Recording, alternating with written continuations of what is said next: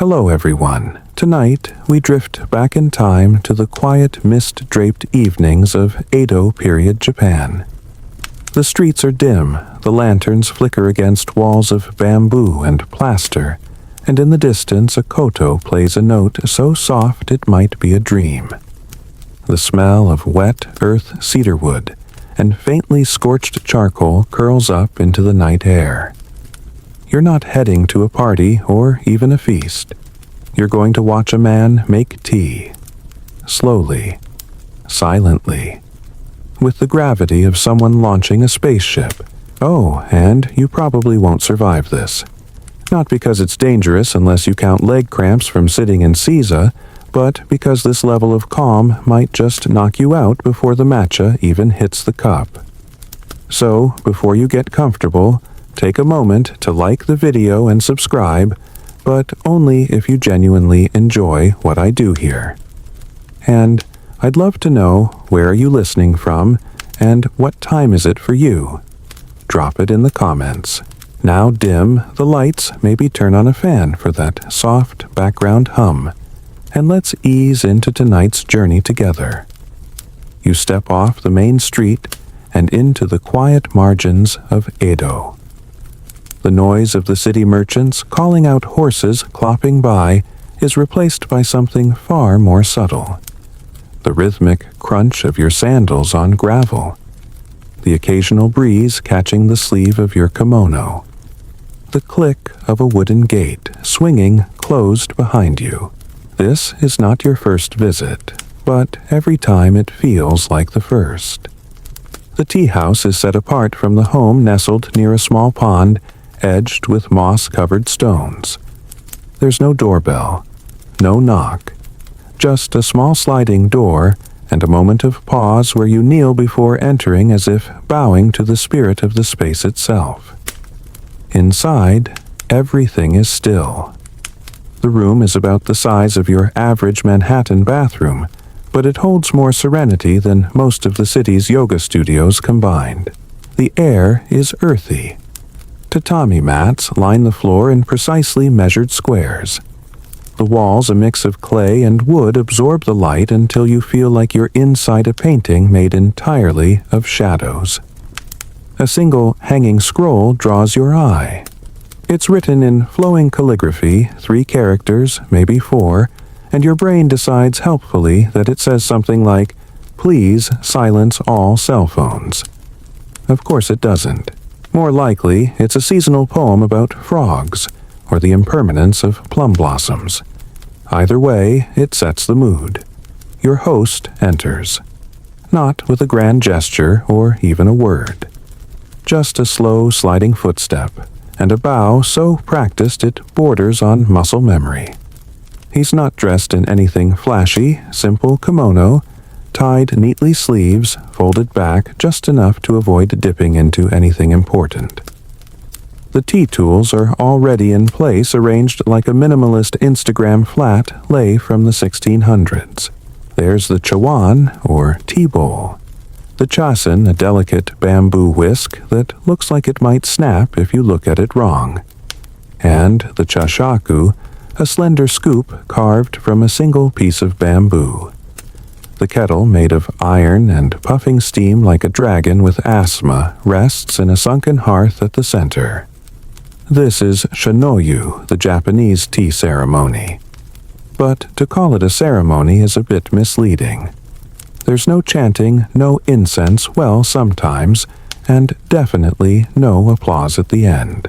It's more like a performance where nothing happens quickly, and that's exactly the point. The year is somewhere around 1780. Tokugawa rule is firmly in place, and Japan is mostly closed off from the outside world. Isolation breeds introspection and tea. This strange, bitter green froth has become a canvas for that introspection. Everyone who matters in Edo has an opinion on tea. Samurai use it to cultivate discipline. Merchants use it to show they're cultured even if they still can't marry into nobility. Monks, of course, see it as liquid zen. And historians. Well, historians still argue whether tea ceremony was truly democratic or just another form of elite gatekeeping. Some say it gave commoners access to high culture. Others say, have you seen the cost of a real raku bowl? Back in the room, your legs are already tingling from sitting too long. You try not to shift. Your host hasn't broken eye contact with the bowl in 5 full minutes. He's warming it now, turning it in his hands like it's a fragile moon. This is where the joke comes in. How many steps does it take to make matcha answer all of them? Because every gesture, every wipe, pour, turn, whisk is codified. Your host trained for years to make it look effortless. Like ballet, but the tights are wool and there's no music, unless you count the whistling kettle and the occasional throat clearing from you, the now increasingly self-conscious guest. One mainstream historical fact. This practice dates back over 1,000 years, evolving through Chinese influence before morphing into its uniquely Japanese form during the Muromachi period, and hitting its philosophical peak in the Edo period. But the vibe, that's pure wabi-sabi. The love of imperfect things. That bowl with the hairline crack, that's the star of the show. That uneven bamboo scoop. Basically, a co-host. You begin to realize that your discomfort, the silence, the slow unfolding of actions, they are not barriers. They are the ceremony. Your host finally sets the bowl in front of you. You bow. You lift it with 2 hands. You turn it slightly because you remember something about not drinking from the front, and you sip. The taste, thick, grassy, a little bitter.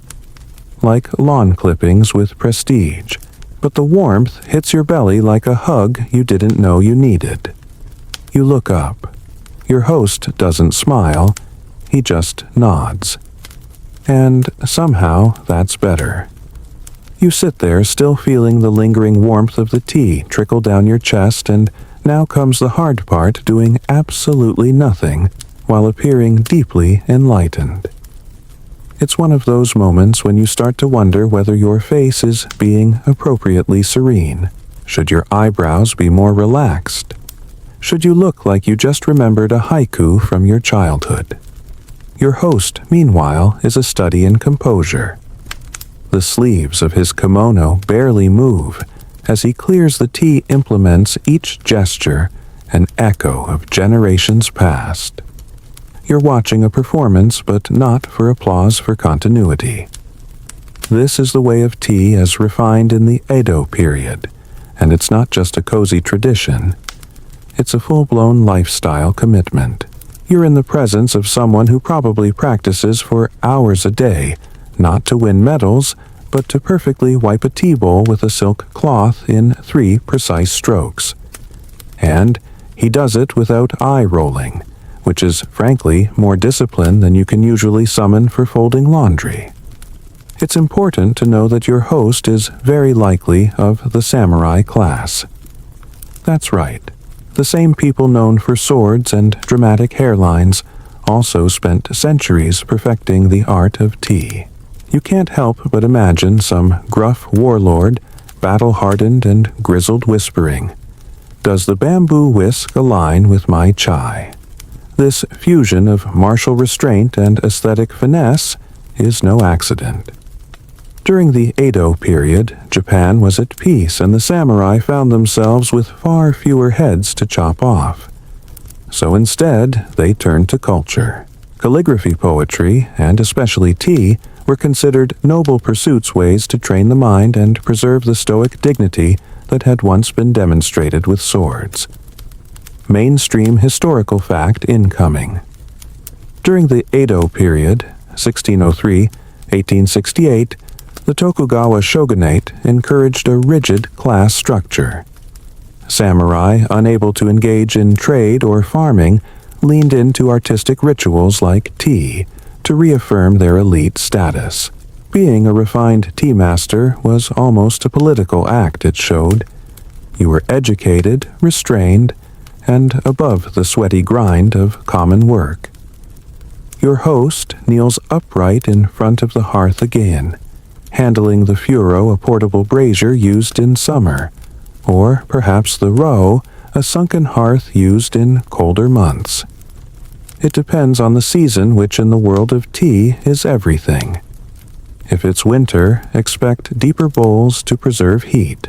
If it's summer, the entire tone of the room will feel more airy and sparse, as if the decor itself is trying not to sweat.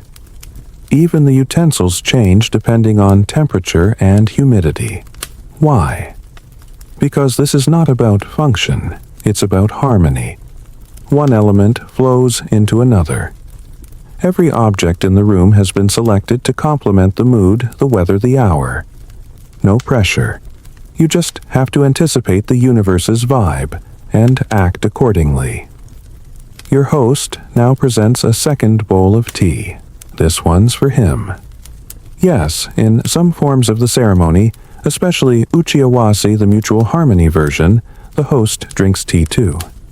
Not because he needs the caffeine, but to demonstrate humility and connection. And because, let's face it, matcha at this point is practically their blood type. You watch the way he handles the bowl, slightly different from how you did. His bow is deeper. His fingers touch the rim like it's an heirloom, which it probably is. He turns the bowl sips slowly and holds the moment in a silence so thick you could butter toast with it. A small breeze rustles the shoji screen. Somewhere outside, a bamboo fountain clunks softly. Shishi odoshi, literally deer scarer. But tonight, it only startles your racing thoughts. Now, here's a quirky tidbit for you. Some tea masters in the Edo period were known to prepare their own charcoal. Not just select it. Make it. From scratch. Because commercial charcoal just didn't burn quite the right way. Yes, they had strong opinions on the burn curve. This wasn't just fuel, it was part of the sensory journey. The hiss, the heat, the smell of slowly blackening pine. Even the way the charcoal was arranged had symbolic meaning. Certain layouts were used during the new year, others to reflect moon phases or specific poetic themes. There was actually a step-by-step, seasonally adjusted protocol just for the charcoal ritual. That's right before you even get to the tea. There's a whole pre-game show for the fire.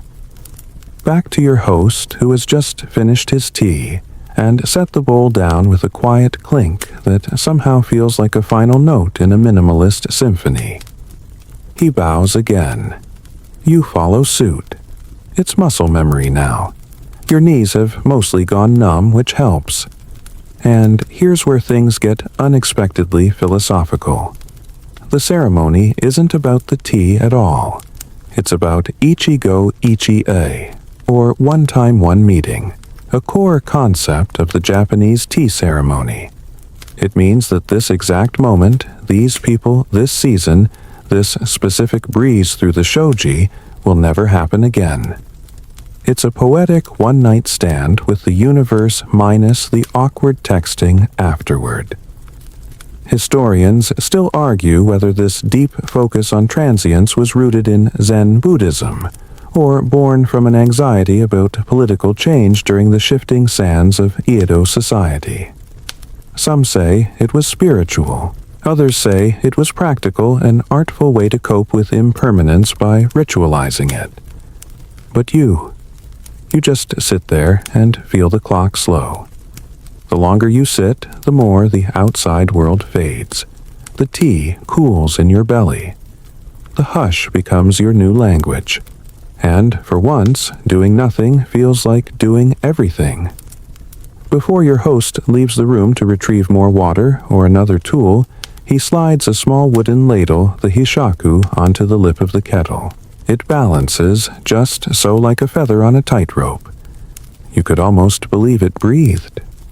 The room grows still again, and so do you. Your knees are protesting, but you don't dare shift. Not now. Not when the room is suspended in such delicate stillness that even a sigh might count as vandalism. You shift your weight the tiniest bit, just enough to stave off full-on leg rebellion, and hear it. The softest creak from the tatami beneath you. It's not loud. It's not even disruptive. In fact, it sounds kind of perfect, like a hidden instrument in this hushed orchestra of slowness and steam. The tatami gives slightly a whisper of age and wear, as if it's sighing too sympathetic to your long sit. You glance subtly at your host. Nothing changes in his face. Either he didn't notice, or he has fully transcended the need to acknowledge earthly sounds like floorboard complaints. The tatami mat itself, by the way, is no afterthought. Each one is made from rice straw tightly compressed and wrapped in woven rush. Traditionally, a room's proportions were measured not in feet or meters, but in tatami units, a poetic way to measure space by how it feels to sit in it. Your host places a fresh bowl before you. The tools are still warm. The kettle hisses faintly, like a secret it's too shy to tell. You bow again, arms fluid but cautious, like you've just been given a small steaming moon to cradle. The bowl is different this time, glossier, slightly heavier in your hands. And here's something strange, it doesn't sit perfectly flat. It wobbles just a little when you set it down. That's not an accident. Quirky tidbit alert. Many tea bowls are intentionally unbalanced. Not broken, just skewed. It forces you to pay attention to respect the object's mood to engage. It's like the bowl is saying, "Hi, I'm going to need you to be present today." This whole moment, down to the faint smell of pine smoke in the room, is engineered for awareness. And discomfort, in just the right amount, is part of the recipe. If the mat were soft, the air perfectly warm, the bowl symmetrical and easy to grip, well, you might nod off. And while this is a bedtime story for Edo tea masters, staying mentally alert was the point. Your host's hands move like ghosts across the utensils.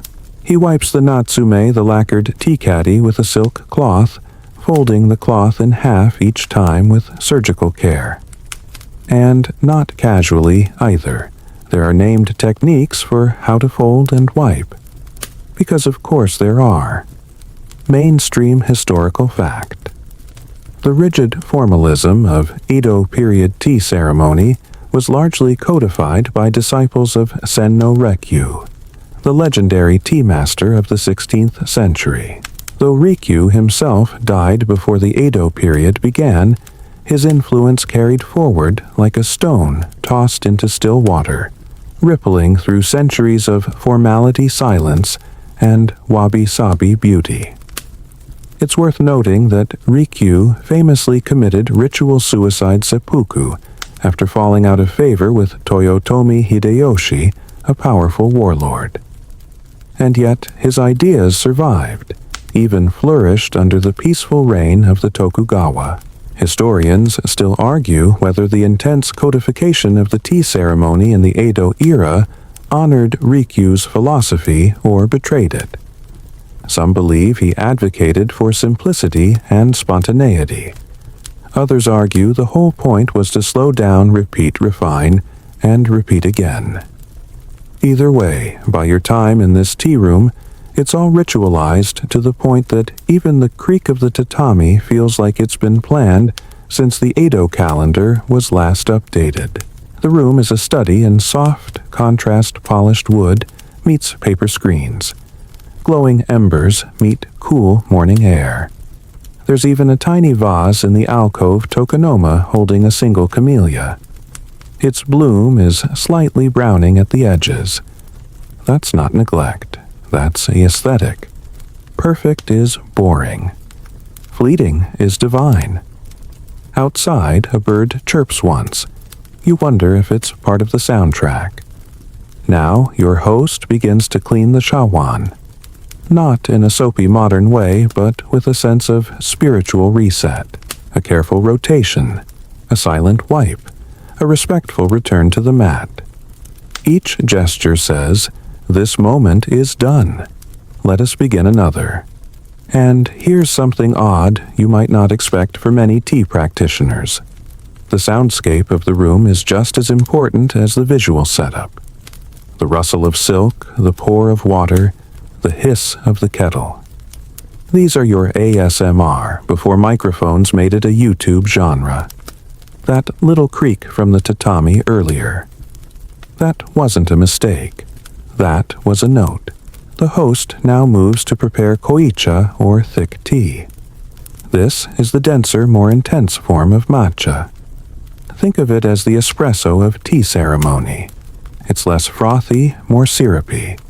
You'd never chug it unless, of course, you enjoy being silently judged by a man who can tie his obi blindfolded. Koicha is traditionally shared from one bowl passed between guests. There's no sipping and chatting. Just deliberate handoffs and wordless understanding. You're supposed to feel the continuity, the link between drinkers. Like a chain of thought passed along in green form. Tonight, it's just you.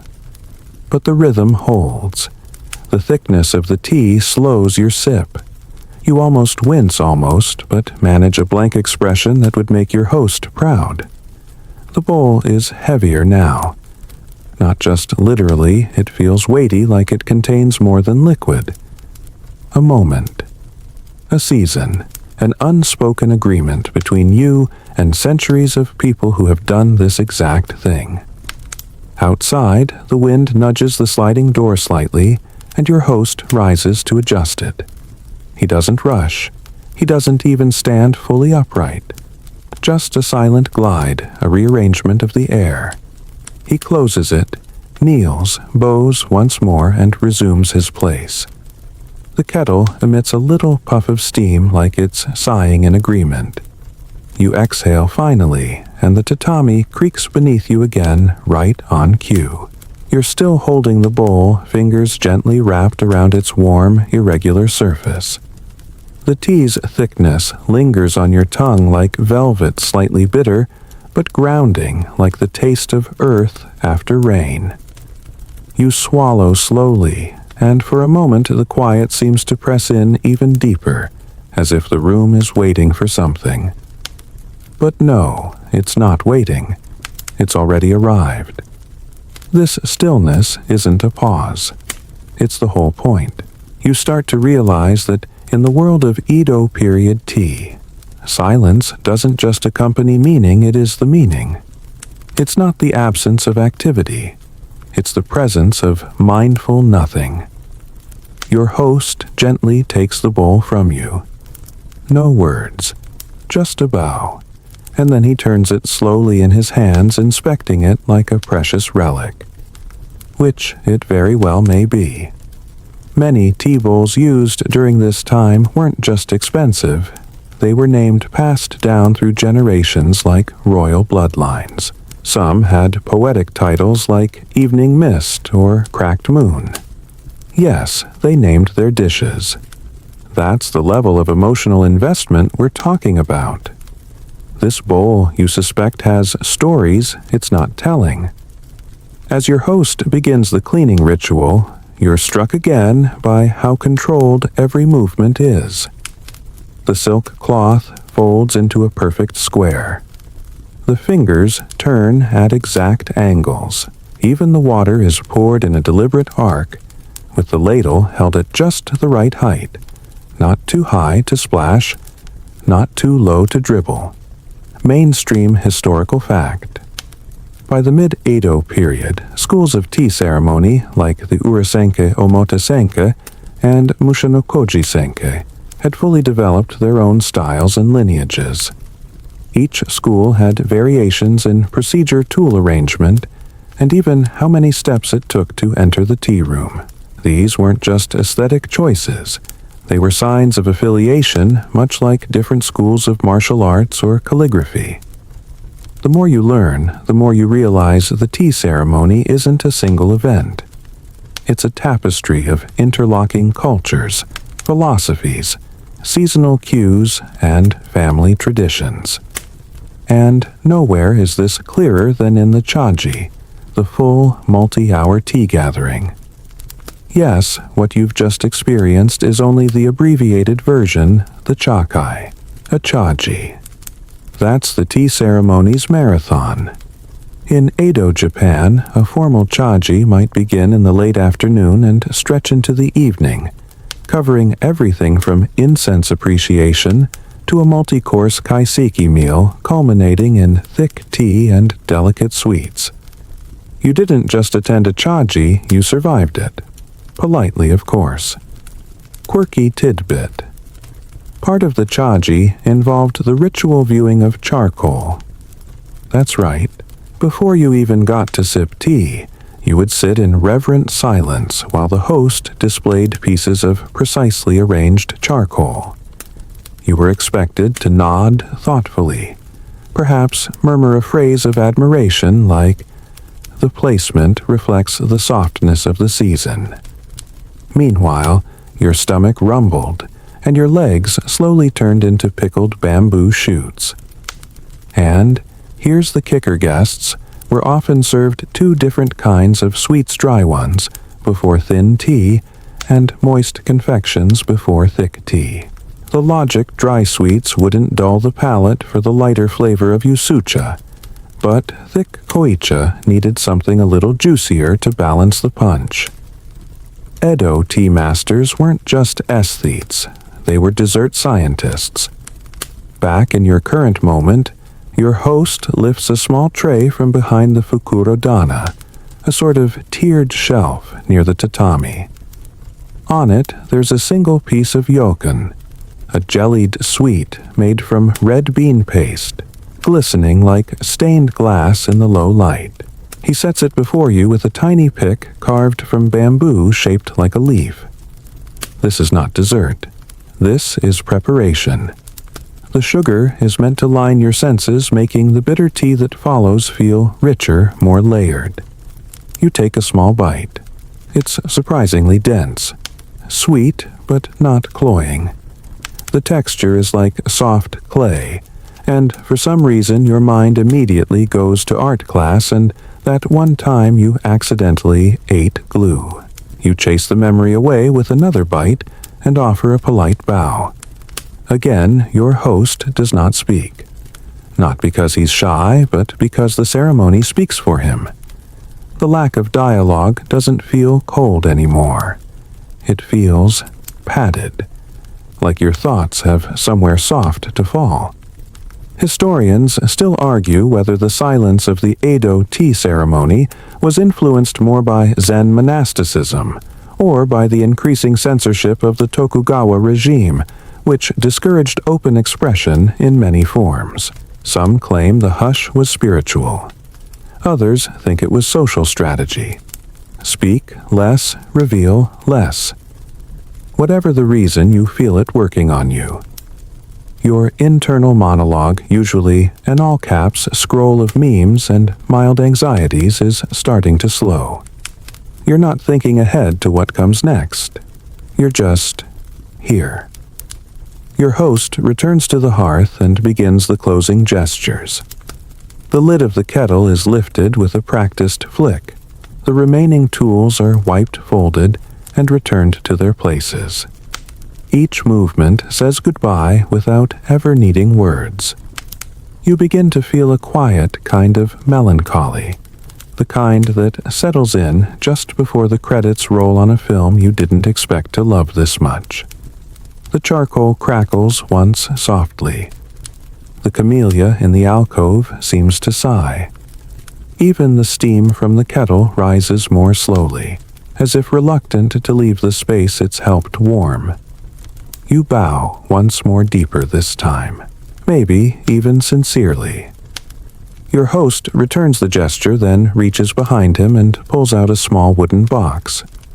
Inside, you glimpse a fragment of scroll calligraphy in black ink on weathered rice paper.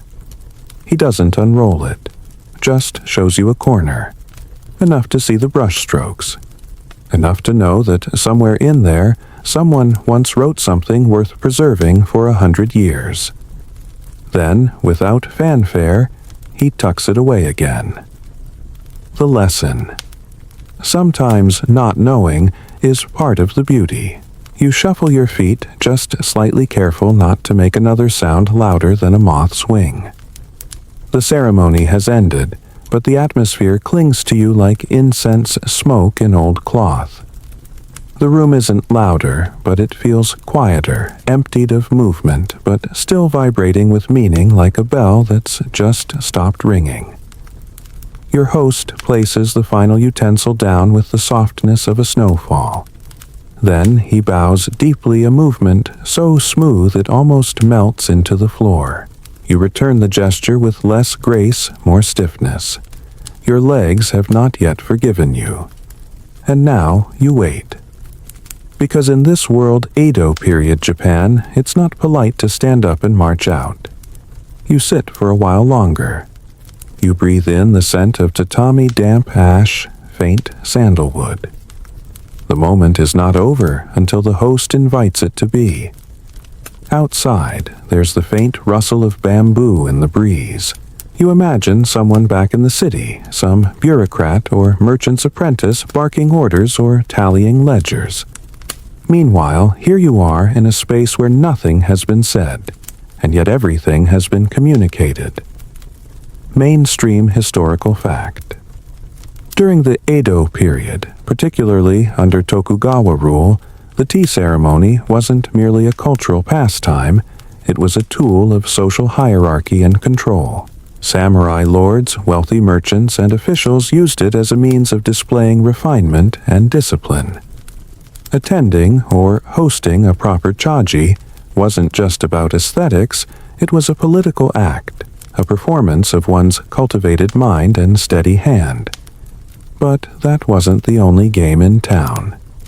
While the elite focused on formality, a quieter revolution was happening in back streets and garden sheds. A breed of self-taught tea enthusiasts, chajin, were carving out their own place in the tea world, often outside the formal schools. Some were poets, others monks. A few were just weird rich guys with too much time and a thing for bowls. Historians still argue whether these independent tea practitioners diluted the rigor of formal schools or preserved the original spirit of wabi-sabi, the appreciation of imperfection and impermanence. In some records, they're painted as rebels, in others as purists. One thing is clear, while Edo tea masters followed the rules, they also bent them. Slightly, subtly, in the way you might tilt a picture frame just enough to make it feel more alive. And that's the secret no one tells you about the tea ceremony. Yes, it's all discipline and silence on the surface. But underneath, there's mischief. There's quiet rebellion.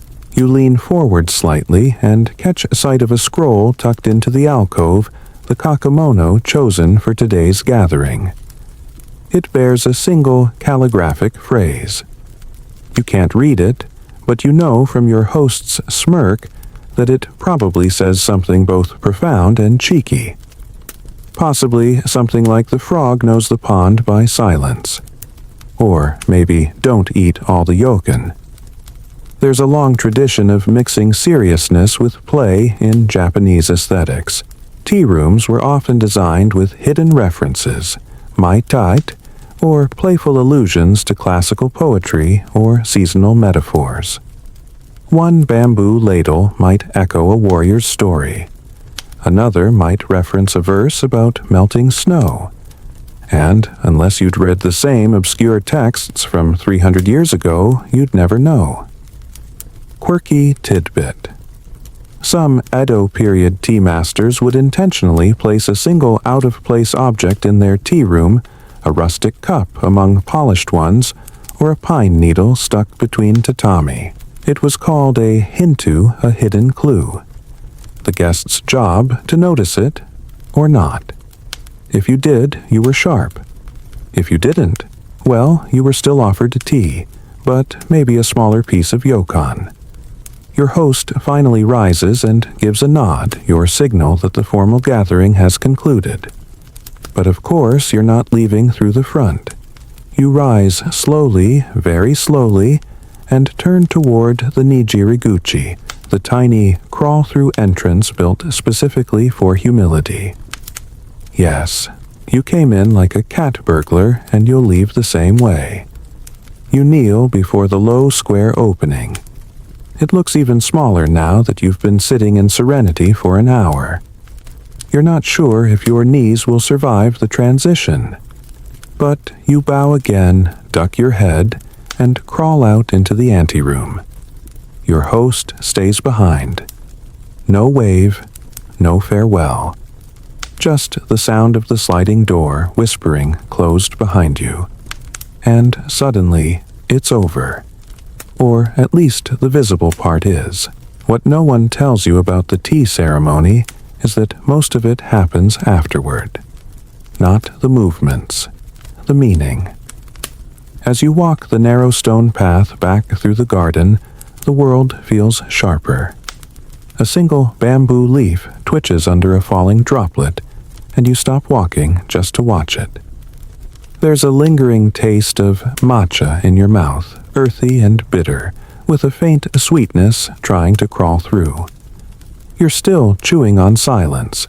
Back in Edo, tea masters would often take detailed notes after a chaji. Not just about the tools used or the weather that day, but about the mood.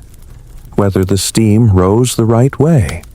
Whether the camellia dropped a petal at the perfect moment.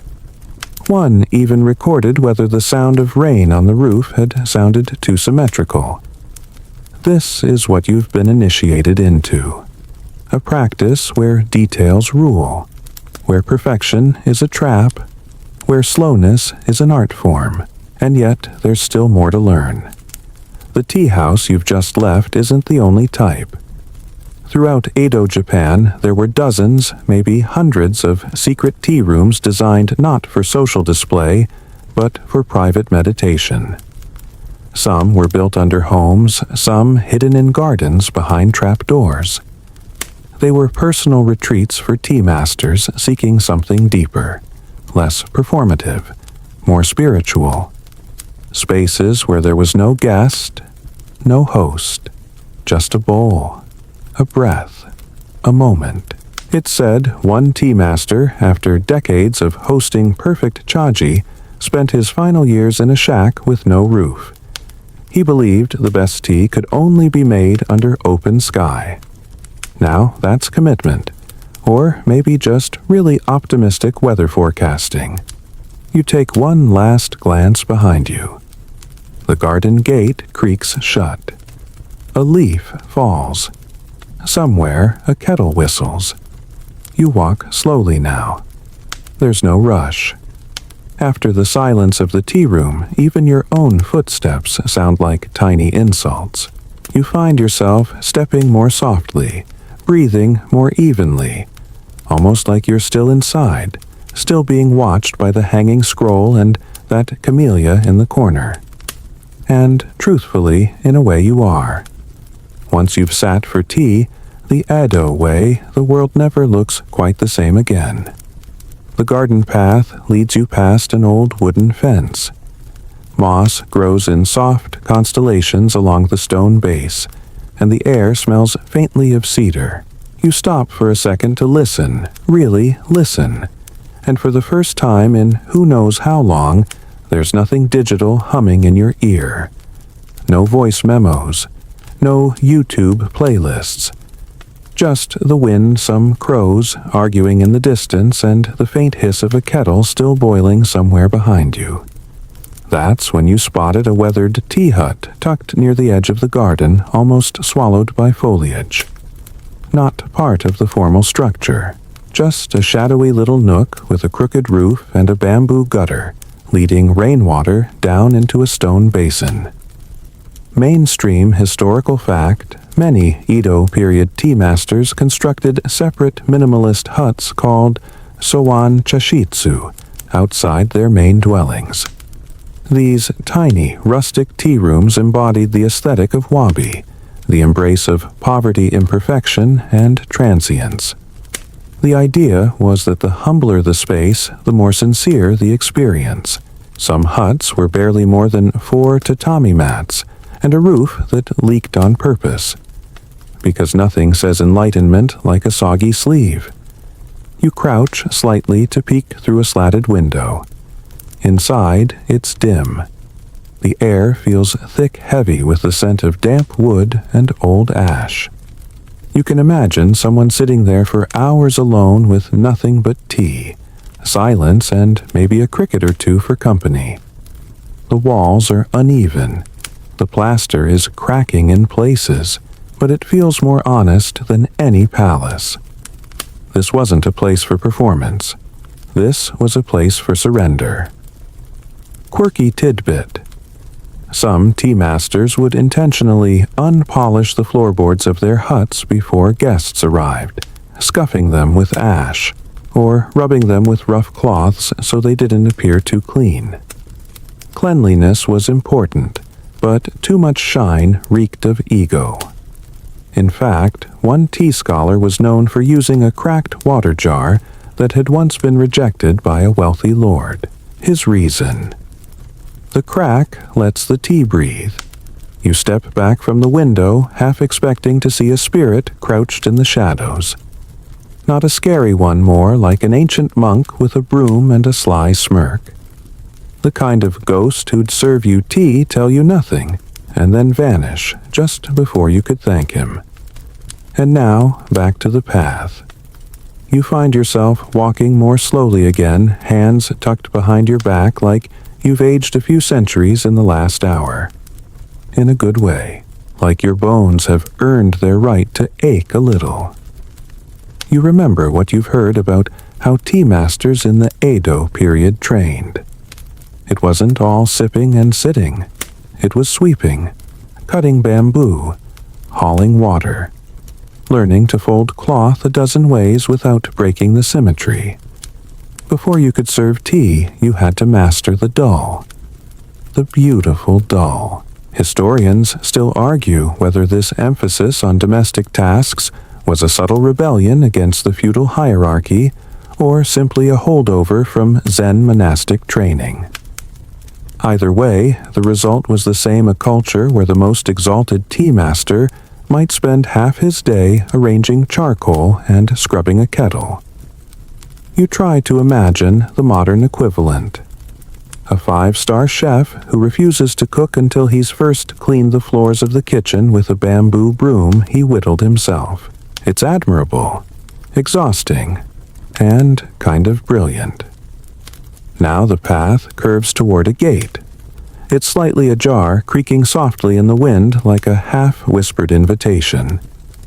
Beyond it lies the outside world, whatever counts as normal after you've bowed your way into enlightenment and tasted red bean paste with holy reverence. But before you leave, you spot one last thing: a sukubai, a stone water basin used for the ritual washing of hands and mouths before entering the tea room.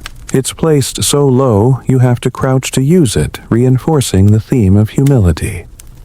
The water flows gently from a bamboo spout, falling drop by drop like the ticking of an ancient clock.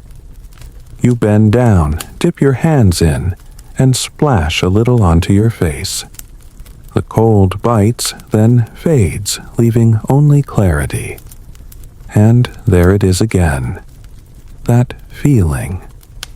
Like the world has slowed just a touch. Like you've stepped sideways through time and now you're seeing everything from a slightly quieter angle. You dry your hands on your sleeves. No towel. Edo tea guests didn't get towels either. You were expected to be clean before you arrived, and if you weren't well, guess who wasn't getting a second bowl? Back on the main path, you begin to hear the distant rumble of a palanquin, the clop of sandals on stone, maybe a dog barking 3 streets away. Life continues. Paper doors slide open. Soup simmers. Someone sneezes.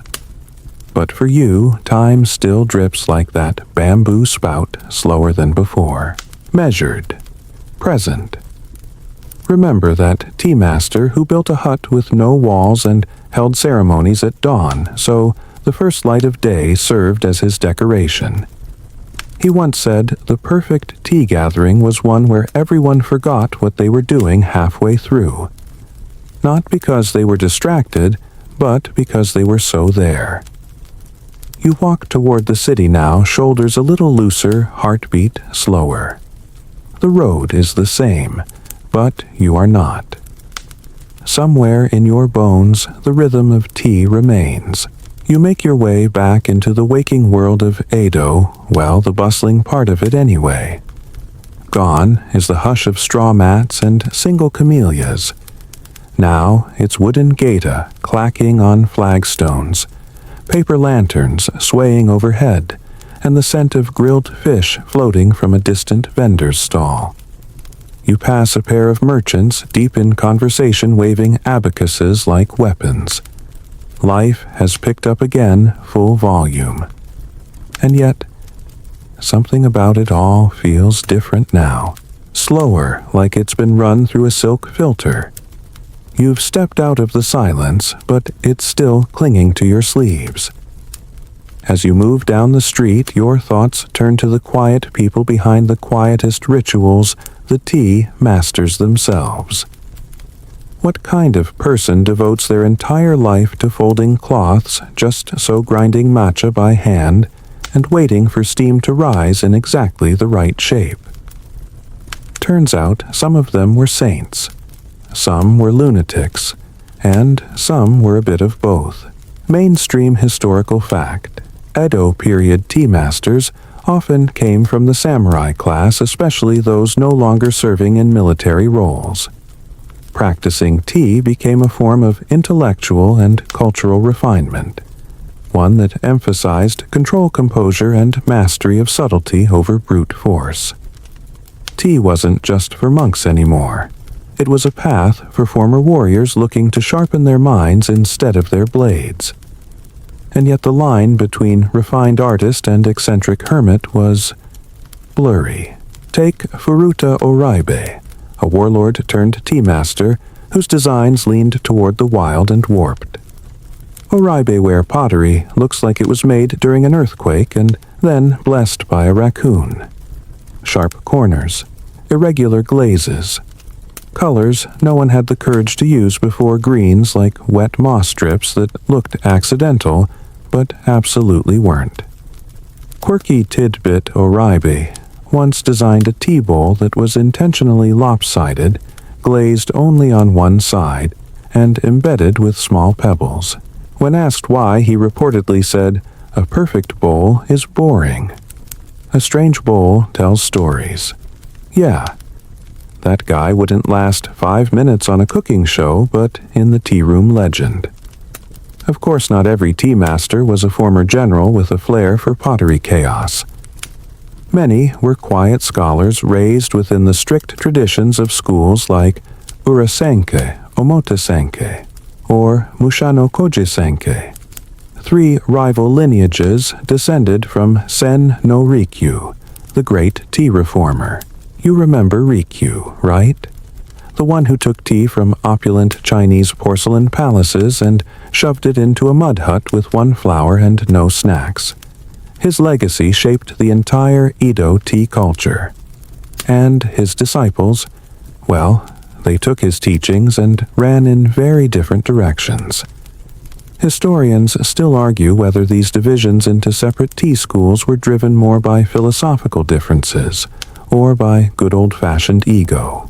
Each school emphasized slightly different elements: how you walk, how you whisk, how many seconds to bow after placing a bowl. But the heart of it all was the same intentionality: presence, respect.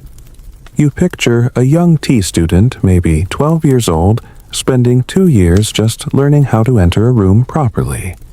Not make tea, not even pour water.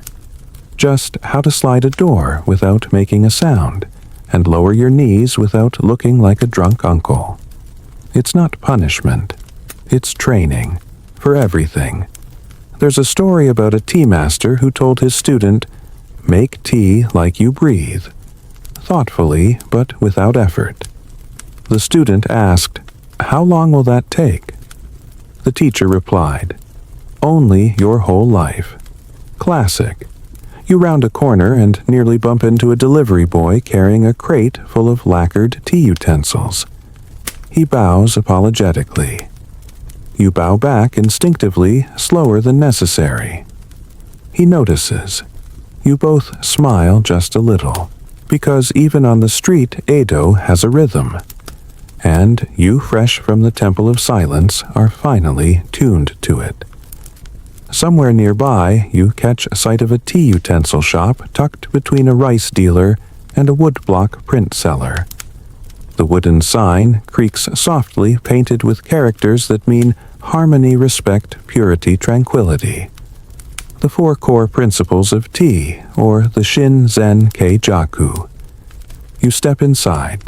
Immediately, it's cooler, darker. Rows of tiny drawers, hanging kettles, shelves full of natsume, the small lacquered containers that hold powdered tea. Each one hand-lacquered. Some simple black. Others glinting gold or mother-of-pearl for customers who still lean a bit bougie. You overhear the shopkeeper murmuring about different chasen, the bamboo whisks used for blending matcha. Not all are created equal. Some have 80 tines, others 120. And apparently, the number of tines changes the foaminess of your tea. Quirky tidbit. There's a style of chasen specifically used in the koyacha portion of formal tea ceremonies, thicker matcha meant to be shared by all guests. That chasen is shorter, stubbier, and a little like your high school gym teacher designed for heavy-duty whisking with no nonsense. You run a finger along the edge of a chashaku, a bamboo scoop carved with a single elegant curve. It looks so simple, like you could whittle one out of a popsicle stick, but making a good one. That takes years. Some masters harvest bamboo only in the dead of winter when the wood is driest and most patient. The shopkeeper notices your gaze and nods solemnly. "It bends," he says softly, but never breaks. You nod back like you understand, even if you're still thinking about popsicle sticks. You step back out onto the street, arms empty, but heart heavy with invisible treasures. Around you, Edo life rolls on vendors, shouting children, chasing cats, a man in a topknot, adjusting his robes like they're itchy. But for you, it's all a little quieter, a little steadier. You've met the minds behind the silence. And now every breath feels like a tiny bow. The streets stretch out ahead of you now, like a slow scroll unrolling more wood, more stone, more paper walls, fluttering like skin in the breeze. You pass under the shadow of a narrow eave duct instinctively, as a crow swoops low overhead, and then pause at the smell of roasted barley drifting from a tea stand. Here, tea isn't sacred. It's casual, cheap, made fast and served hot. A corner shop for the average Edo citizen, not the sandalwood-scented sanctum of the elite. The kind of place where a tired carpenter can knock back a bowl of bancha without contemplating the impermanence of existence unless, of course, the tea is bad. You duck under the faded Norin curtain and take a seat at the low bench. The owner, a woman with silver hair tied back in a practical knot, nods at you and sets a chipped bowl down with a thunk. No ceremony, no poetry, just barley tea, hot and slightly burnt. Mainstream historical fact. While elite samurai and cultured aristocrats engaged in the highly ritualized chanoyu, the common people of Edo embraced simpler, more practical tea customs. Sencha, a steeped leaf tea rather than powdered matcha, gained popularity in the 18th century, thanks to thinkers like Bai Sao, a former monk who began selling loose-leaf tea on the streets. His approach was casual open air and gasp completely devoid of formality. You take a sip. It's strong, earthy, slightly bitter. Not trying to impress you. Not trying to make you transcend anything. Just trying to warm your stomach and maybe stop you from falling asleep on your feet. And that's the thing, tea in Edo wasn't just an art form. It was survival. Long before bottled water or boiled ramen, a warm bowl of tea was how you kept moving, kept working, kept the cold out, and the sleep demons at bay. Quirky tidbit by Sao, the tea-selling old man refused to use fancy utensils. He brewed his sencha in a dented iron pot and often served it in cracked bowls, sometimes made from gourds. When asked why he didn't open a formal tea house, he said, "If the tea is good, who needs a roof?" You glance down at your own bowl and wonder who drank from it before you. A merchant. A thief. A poet pretending not to be broke. The shopkeeper watches you quietly wiping down a tray. A stray cat whines around your ankles. Outside, two laborers sit on overturned crates, sipping and laughing. There's no tension here. No pretense. This is the opposite of wabi-sabi. It's more like, close enough. And yet somehow the moment still hums with that familiar quiet. Because even without the rules, tea creates space. A pause. A breath. You stand, leave a few coins, and bow slightly. The owner returns the bow not deeply, but with enough nod to say, "I see you." Then it's back out into the sun-dappled chaos. You take a few steps and notice a narrow alley branching off to your right. Something pulls you toward it. Maybe the sound of running water. Maybe just curiosity dressed as fate. You follow the alley and find yourself in a small private garden nestled between two row houses. It's the kind of place no one builds anymore, unprofitable, unnecessary, and completely magical. A stone lantern leans slightly to the left. A carp stirs lazily in a shallow pond. And beside the path, a tea house sits quiet and half-hidden. This one isn't open to the public. You can tell by the carefully closed shutters and the faintest scent of camellia oil drifting through the cracks. Someone lives here. Someone serious. You step closer and spot an elegant bamboo fence takegaki tied with black cord surrounding the property. It's so precisely woven that you can't tell where it begins or ends. Not flashy, just right. Historians still argue whether these tiny urban tea gardens were designed primarily for personal contemplation or as subtle status symbols in densely packed Edo neighborhoods. Some say they were meant to impress. Others insist they were a form of resistance, little islands of peace in a sea of noise and ambition. You don't know which is true. All you know is that the air feels different here. Then you hear it. The unmistakable hiss of water meeting iron. Someone is boiling water inside. You close your eyes and imagine the scene, a single person, maybe an aging scholar preparing tea alone. No guests, no conversation, just ritual for the sake of rhythm. He lifts the ladle, pours, whisks in silence, drinks, breathes. In a city of nearly 1 million people, he might be the only one doing this right now. Or maybe he's one of hundreds. That's the thing about Edo hidden rituals everywhere. Behind every screen, beneath every thatched roof, someone is searching for stillness. And maybe you are too. You step back, careful not to disturb the moment. This isn't your ceremony, but you've had enough now to recognize the signs, the way the silence swells around the sound of boiling water.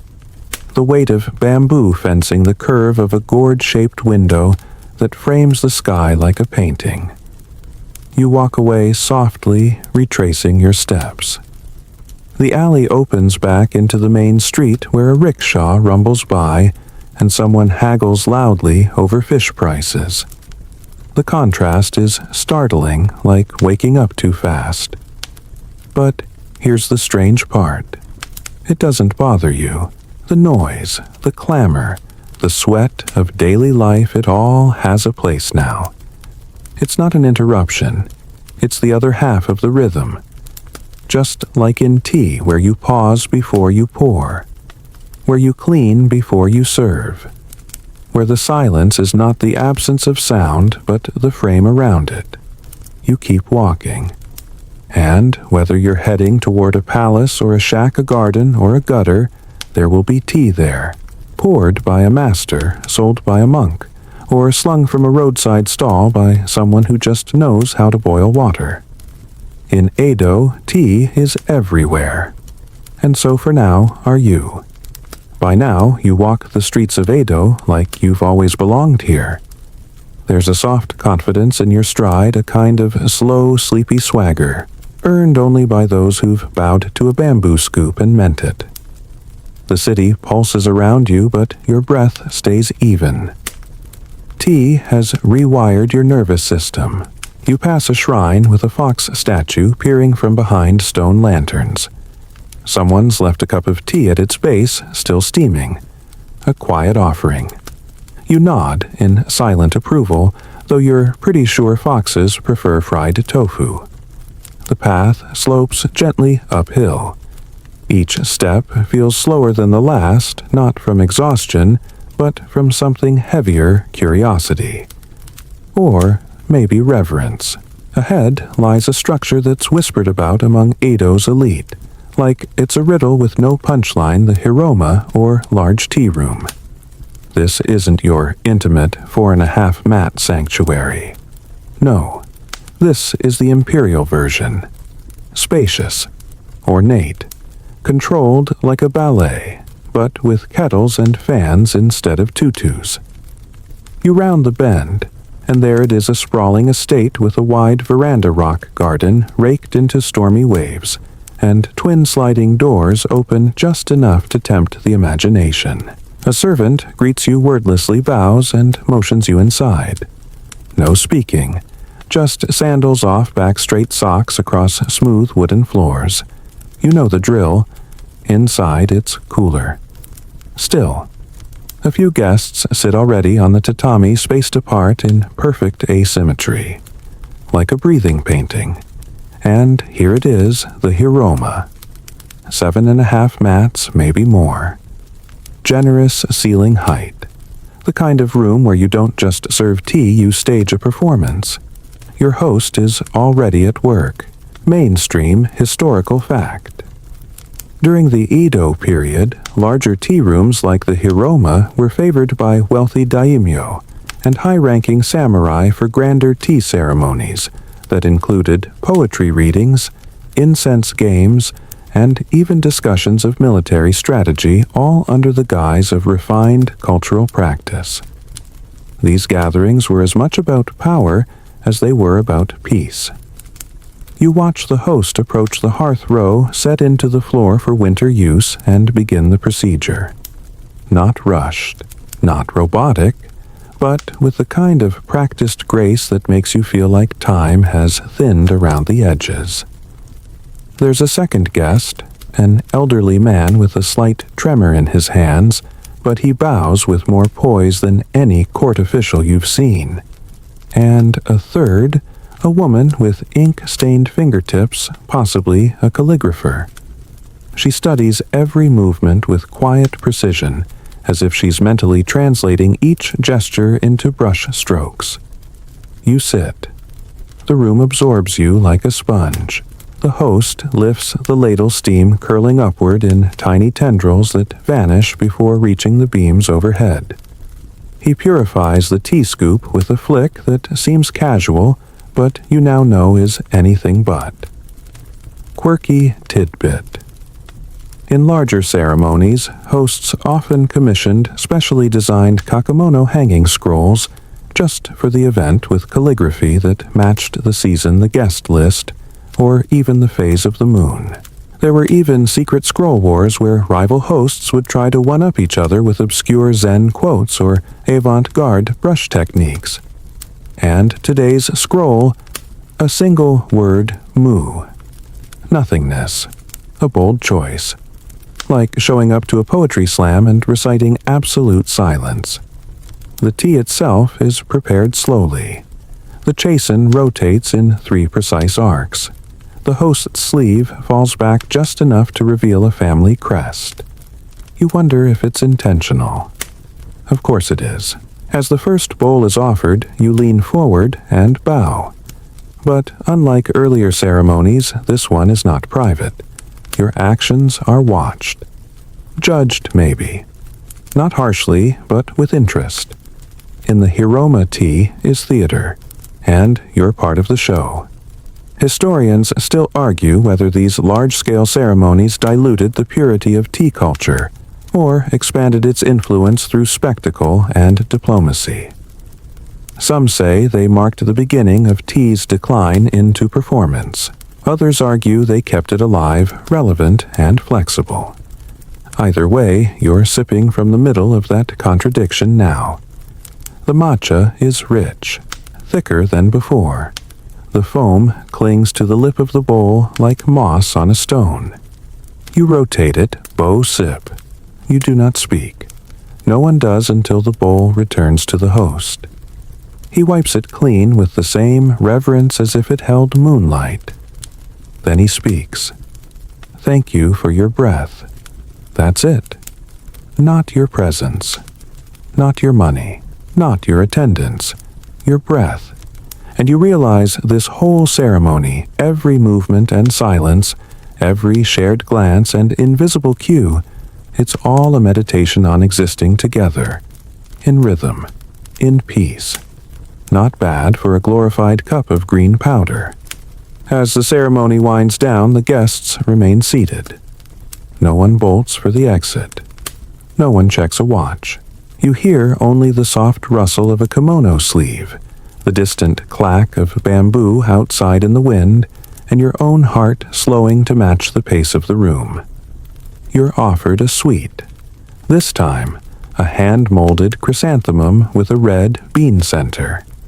You eat it slowly. The flavor opens like a fan, first delicate, then earthy, then gone. Someone whispers a haiku. You barely catch it. A drop of tea falls, even the pine tree listens. The cup holds its breath. You don't know if it's original or borrowed. Doesn't matter. It lands. You rise, bowing lower this time, and file out with the others. Outside, the wind has changed. Cooler now.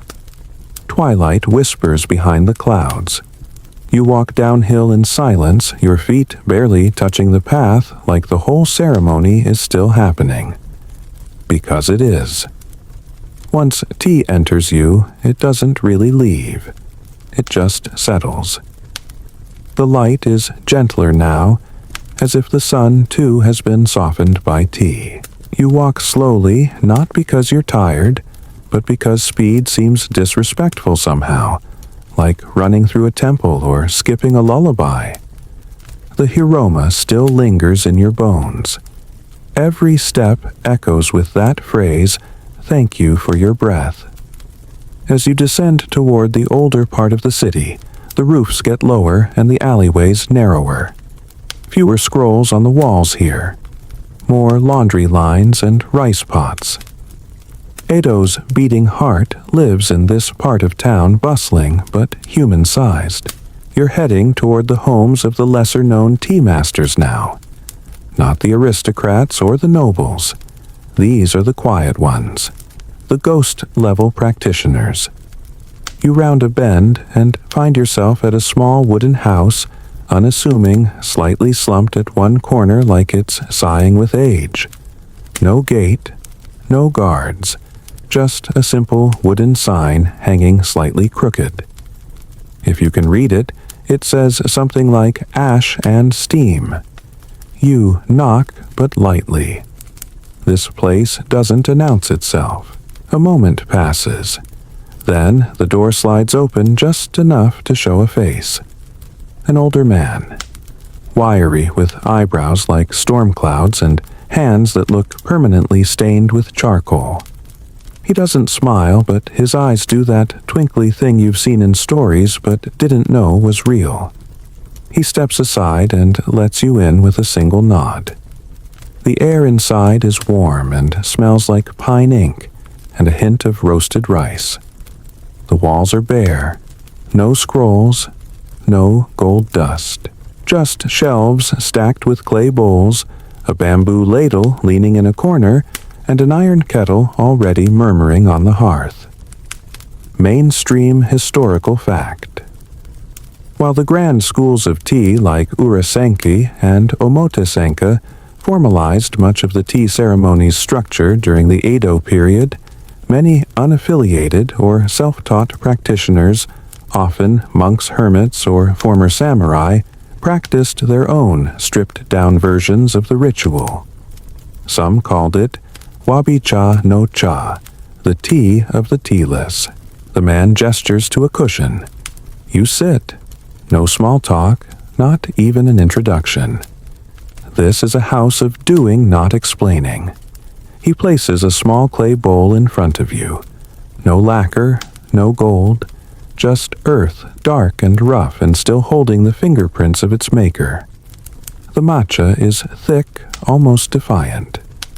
You drink. It tastes ancient. Not because it's old, but because it's indifferent to time.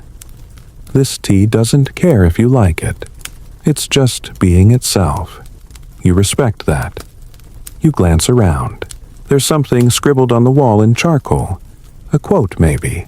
Or just a recipe. You can't read all of it, but one part stands out.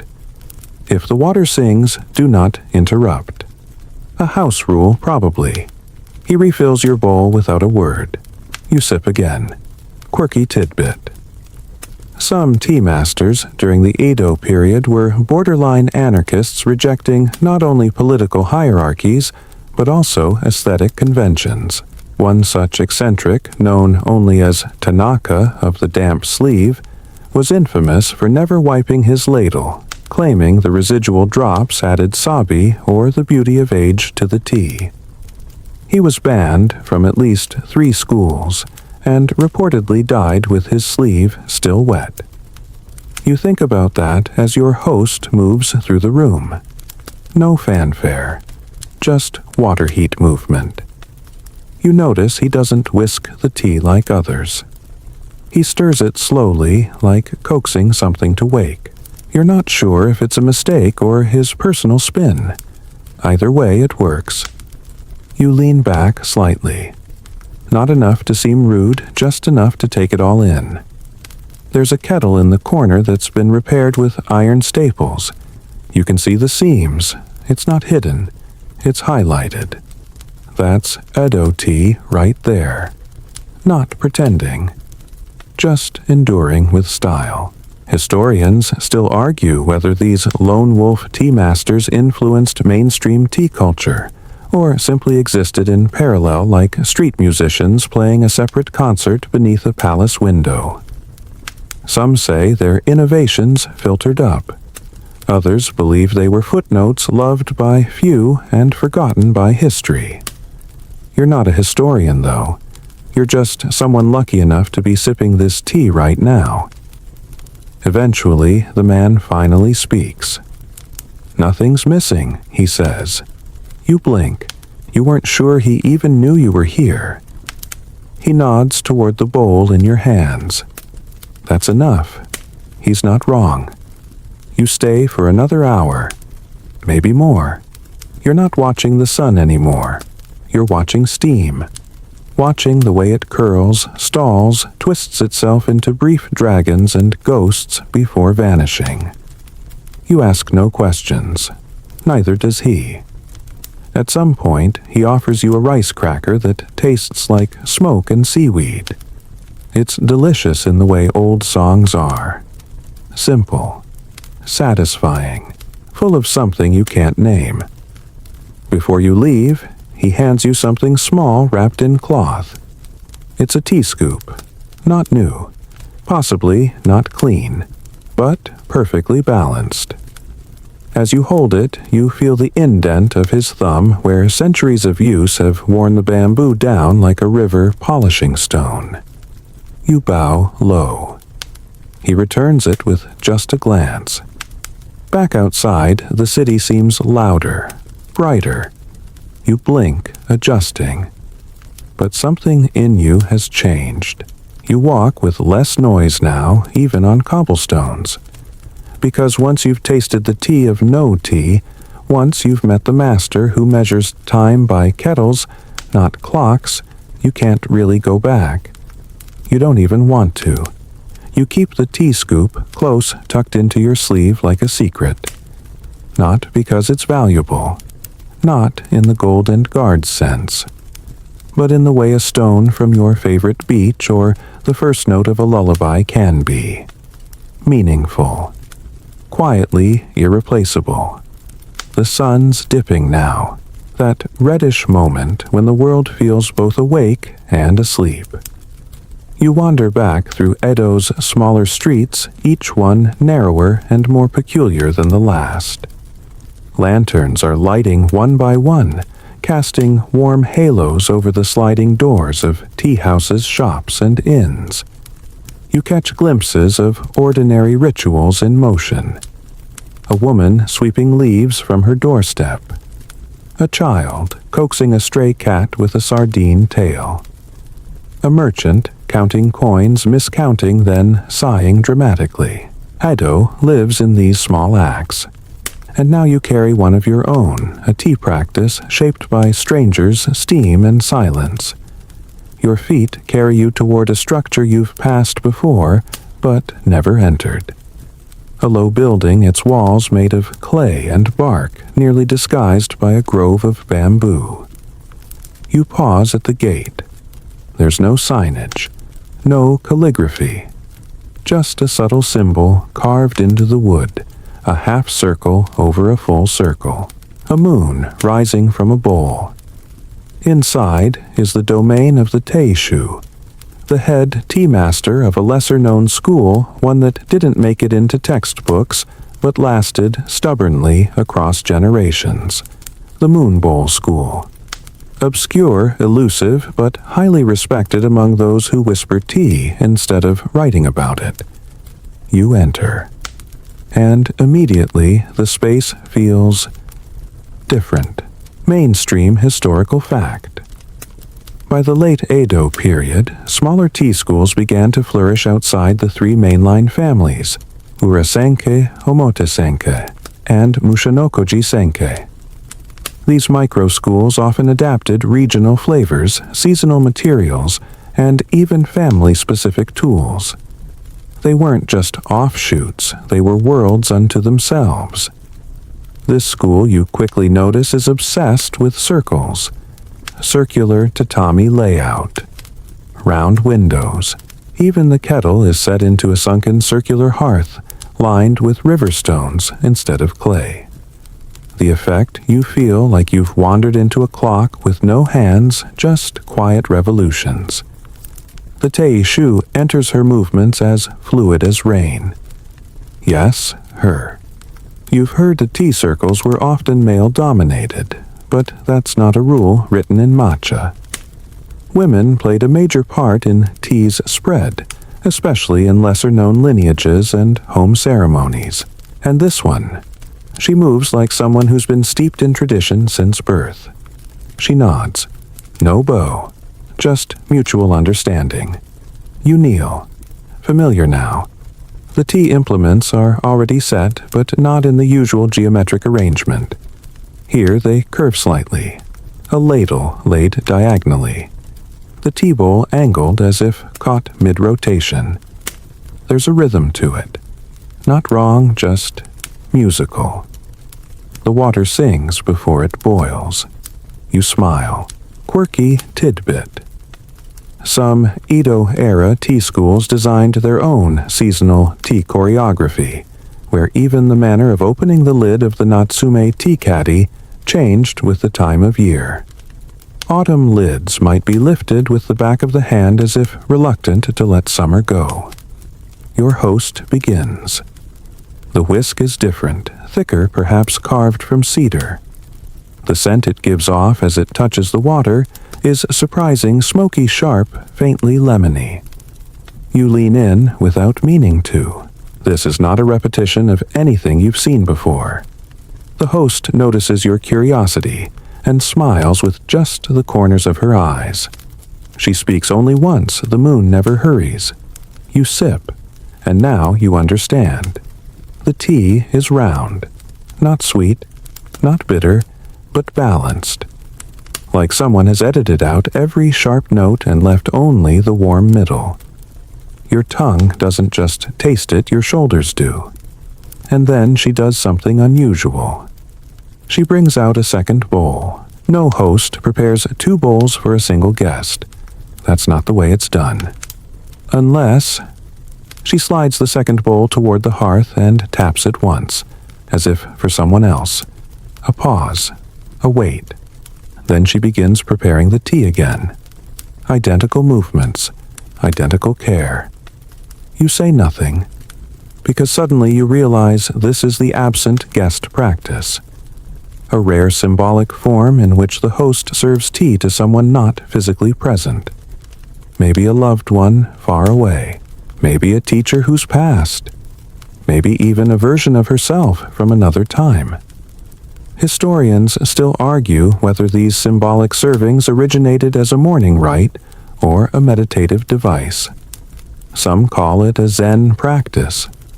Others insist it was born from Edo's frequent separations. Soldiers leaving home, monks disappearing into the mountains, or lovers forbidden to meet. Either way, it is utterly silent. She finishes the second bowl and sets it gently beside the hearth. No one touches it. Not now, maybe not ever. You're struck by the simplicity. No incense, no fanfare, just the gesture. Then she serves you a sweet. But this one's different too. It's not purchased. It's handmade. You can tell by its uneven edges and the smell of sesame clinging to the rice flour. You bite in. It crumbles in your mouth like old parchment, sweet, salty grounding. You whisper your thanks. When it's time to leave, she hands you a piece of folded cloth. You unfold it later and find a moon-shaped stone nestled inside. No words. No explanation, just the moon, still rising. You bow once at the threshold and step back out into the evening. Lanterns swing gently in the wind. Someone's burning pine wood nearby. A dog barks once in the distance, then curls back into its sleep. And you walk with a sense that you've now seen a version of the tea ritual that goes beyond technique, beyond tools. This wasn't a lesson in tea. It was a lesson in presence, in preparing for someone who isn't there, and making space for what can't be explained. The moon-shaped stone presses softly through your sleeve as you move through the darkening city. A quiet weight reminding you of the tea you didn't drink, the bowl you didn't touch.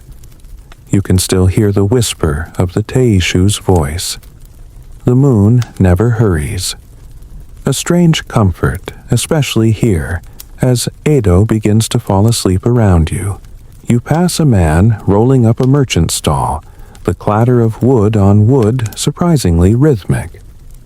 Behind him, 2 lanterns swing from the eaves, casting looping shadows across the cobblestones. The city doesn't stop, but it breathes slower now like a sleeping animal.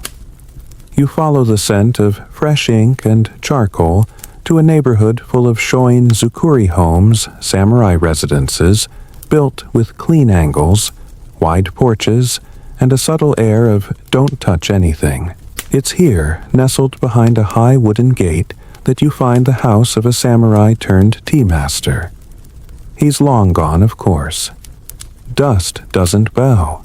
But his legacy lingers preserved in tatami grooves, cracked lacquerware, and stories passed down like heirlooms. You step inside the tea room and you can almost feel him. Rigid posture. Swords long since replaced by scoops and ladles. A man who once lived by the blade, now learning to fold cloth napkins with reverence. Mainstream historical fact. During the Edo period, many samurai were expected to cultivate peaceful artistic skills, including poetry, calligraphy, and the tea ceremony as part of bunbu ryodo, the dual path of the pen and sword. Tea in particular was seen as a means of discipline focus and inner refinement. And yet nothing about this room feels peaceful. Not at first. The tatami mats are positioned with military precision. The hearth is slightly off-center, not in a rustic way but like a battlefield maneuver.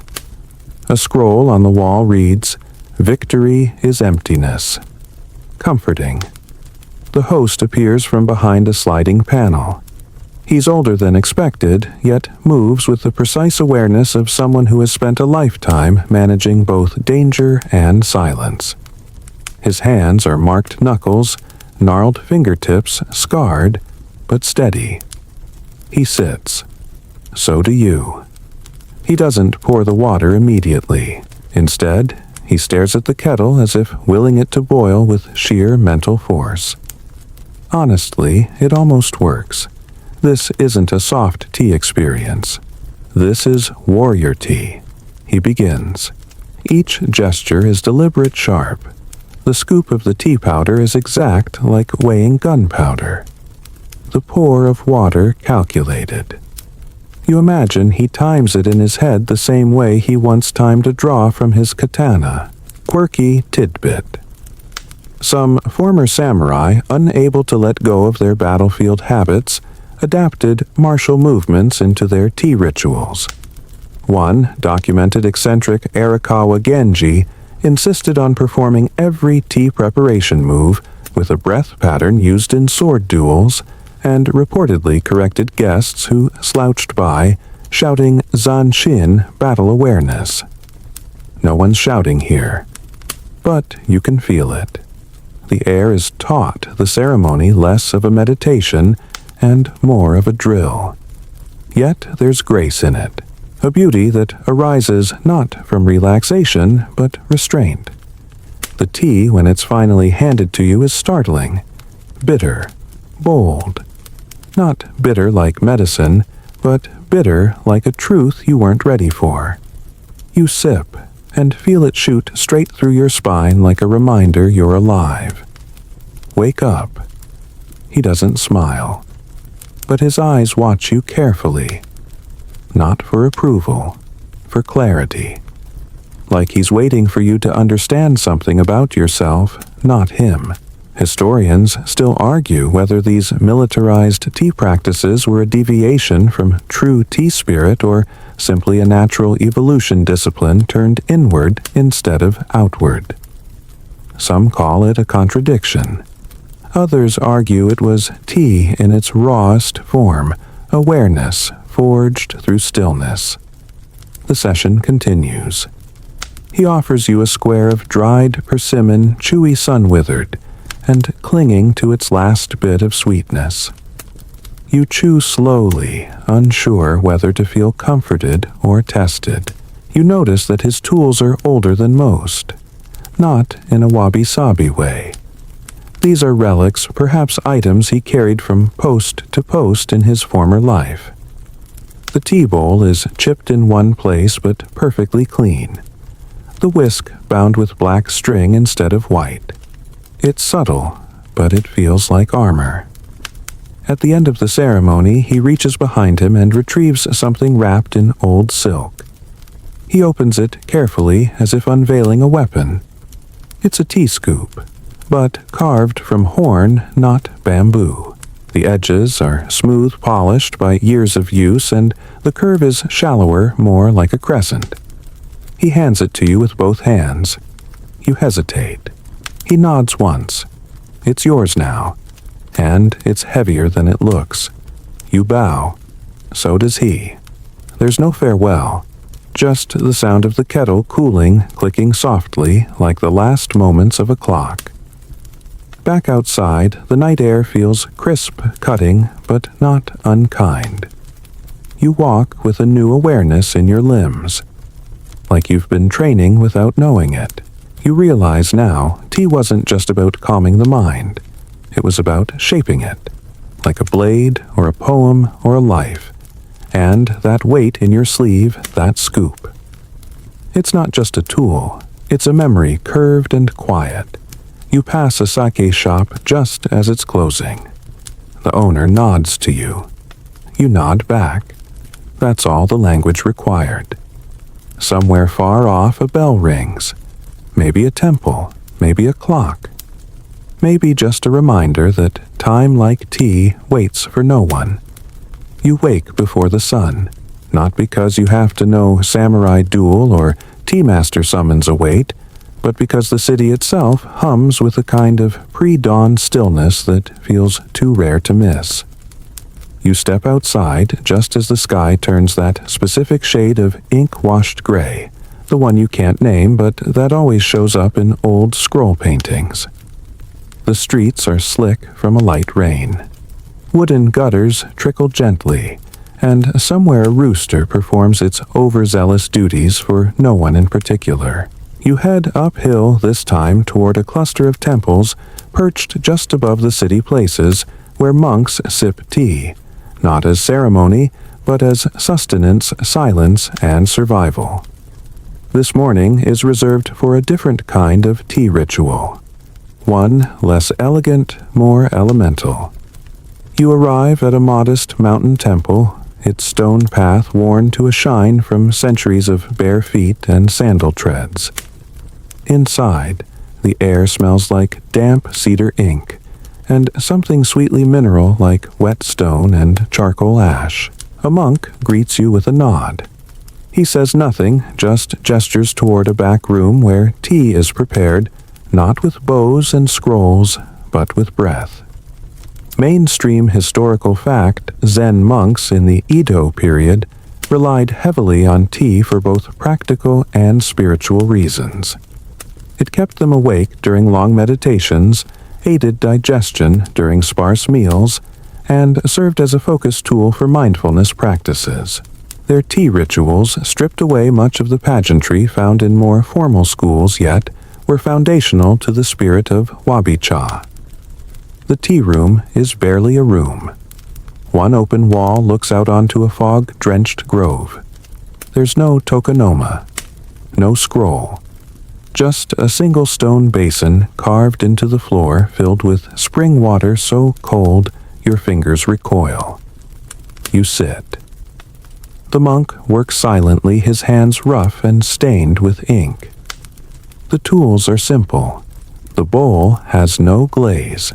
The whisk is uneven, clearly handmade. The ladle creaks when he pours. And yet everything feels right. Not perfect, not polished, but completely unquestionably present. You can't help but notice your breath, the way it clouds and disperses, the way it catches when the water hisses into the bowl. There's no script here, no performance, just two people. Water, leaves, heat, quirky tidbit. Some monks believed the way bubbles formed on the surface of tea was a kind of omen. A smooth, bubbleless top meant clarity. A scattering of bubbles around the edge meant scattered thoughts. One large bubble in the center. A mind in transition. You glance down at your own bowl. 3 bubbles. Huh? The monk offers you the bowl with both hands, his eyes meeting yours for a moment that stretches slightly longer than comfort allows. Not because he's testing you, because he's seeing you. And there's nowhere to hide in that. You drink. The tea is bold, unstrained, and slightly gritty, like it's daring you not to like it. You do. Maybe because there's no sweetness, no pretense. Just green fire in a ceramic shell. A gust of wind swirls through the open wall, scattering a few early leaves across the floor. The monk doesn't react. You're starting to understand that silence isn't absence here, it's presence unspoken. After tea, he motions for you to follow. You walk together in silence along a moss-covered path to a smaller structure, just a roof and 4 posts. Beneath it, a large flat stone with a single word carved into it. Historians still argue whether Zen tea rituals were true tea ceremonies or simply utilitarian practices repurposed by aesthetic-minded scholars. Some claim they laid the foundation for all tea culture that followed. Others argue they were too stripped down, too raw to be called ceremonial. Either way, it's here you feel closest to the essence of tea. No tools, no scrolls, just awareness and heat. The monk picks up a stick and draws a circle in the dirt. Then he wipes it away with his sleeve. Lesson delivered. You bow without thinking. He bows slightly deeper. Not hierarchy respect. As you leave, he presses a small object into your palm. It's a dried yuzu peel shaped into a knot. For scent, for luck, or maybe just because he had one too many. You tuck it into your sleeve beside the moonstone and the horn scoop. Your pockets are starting to feel like memory museums. The walk back to Edo is downhill but slower. You stop to watch a spider rebuild its web across a narrow gate. You listen to a frog croak exactly once. You notice a single camellia blooming weeks before it should. Small things. Quiet messages. You pass a roadside shrine unattended but immaculate. Someone's left 2 chestnuts and a plum blossom at the altar. No coin. Just offerings. You realize you haven't spoken all day, and you don't miss it. By the time the city surrounds you again, lanterns, relit vendors, reopening a child crying over a dropped rice ball, you feel thinner somehow. Like the layers of urgency and noise have peeled back to reveal someone you vaguely remember. You. The tea today wasn't about ceremony. It was about presence, breathing, receiving, letting go. There was no silk, no choreography, no philosophical scroll, just a monk with cracked hands and a bowl that dared you to pay attention. Back at your lodging, you unpack your growing collection of tea talismans. The moonstone, the horn scoop, the yuzu peel, each one absurd in its own right. Together, a story. And that's the thing you're starting to see. Edo's tea masters weren't just practitioners of a ritual. They were curators of presence, whisperers of silence, each one adding something invisible to a practice built on steam and stillness. Tonight, you fall asleep not with a story, but with a circle drawn in your mind. Then erased. You're getting used to the creak of floorboards, the way they complain gently with every step like old friends grumbling for attention. Morning in Edo comes not with alarm clocks, but with the soft slap of sandals in alleyways and the distant swish of someone sweeping a courtyard that's mostly leaves. You're up early again, maybe out of habit, or maybe because this next stop is whispered about in the quieter corners of tea circles. A place where ceremony flirts with theater, where tea masters aren't just calm presences, but dramatic conjurers. You're headed to the residence of a performer not on stage, but in steam and silence. The house isn't large, but it feels wide. That's the trick with architecture here. Sliding doors pulled all the way open with light filtering through thin shoji panels and floor mats that stretch like calm oceans. The whole structure seems to breathe. You're greeted not by a servant or a formal host, but by a curtain of fragrance hinoki wood, roasted tea stems, and incense. Not quite. It's less temple and more backstage dressing room. That's your first clue. Inside, the tea room is different, more ornate. The walls are subtly painted, just pale cherry blossoms and cranes barely visible until you squint. The scroll on the wall reads, "Form is emptiness. Emptiness is form." You sit, and your host appears with the softest rustle of fabric, almost like a ghost making a fashionable entrance. He's older than expected, but his face is expressive, like someone who tells stories without needing words. His kimono slightly theatrical, patterned with tiny waves and clouds that shimmer slightly as he moves. Mainstream historical fact. By the mid-Edo period, certain tea masters became minor celebrities, performing elaborate versions of the tea ceremony for nobility merchants and artists. These sessions were part meditation, part aesthetic spectacle, and often included custom utensils, rare incense, and theatrical flourishes. This master doesn't sit. Not yet. He begins by adjusting the placement of the tools, not because they were wrong, but because you're watching. His every movement is intentional, slow enough to be noticed fast enough to avoid parody. It's part of the experience. He finally kneels, and the ceremony begins. But something's different. The water scoop is carved not plain. The kettle has inlaid silver clouds. Even the ladle has a slight curve to it, like a calligrapher's brush frozen mid-stroke. This isn't show-offy, it's curated, like he's composing a visual haiku with objects. You find yourself holding your breath as he opens the tea caddy. Not because it's suspenseful, because it's so quiet that your own exhale feels like an interruption. Then, just as the water hits the bowl, he does something unexpected. He sings. One note. Low. Barely there. But enough to make the steam tremble. You blink. He doesn't acknowledge it. He just keeps whisking fluidly, as if that note was simply part of the preparation. And honestly, it kind of was. Quirky tidbit. Some Edo tea masters, especially those trained in the more artistic or aristocratic circles, incorporated subtle elements of gagaku, imperial court music, into their ceremonies. Not full performances, but single notes, rhythmic breathing, or humming used to enhance the atmosphere. One eccentric was known to open every session with a single bell chime and a haiku sung under his breath. This master pours you the tea with both hands, but also with a little flourish. A deliberate flick of the wrist that turns the bowl slightly before presenting it.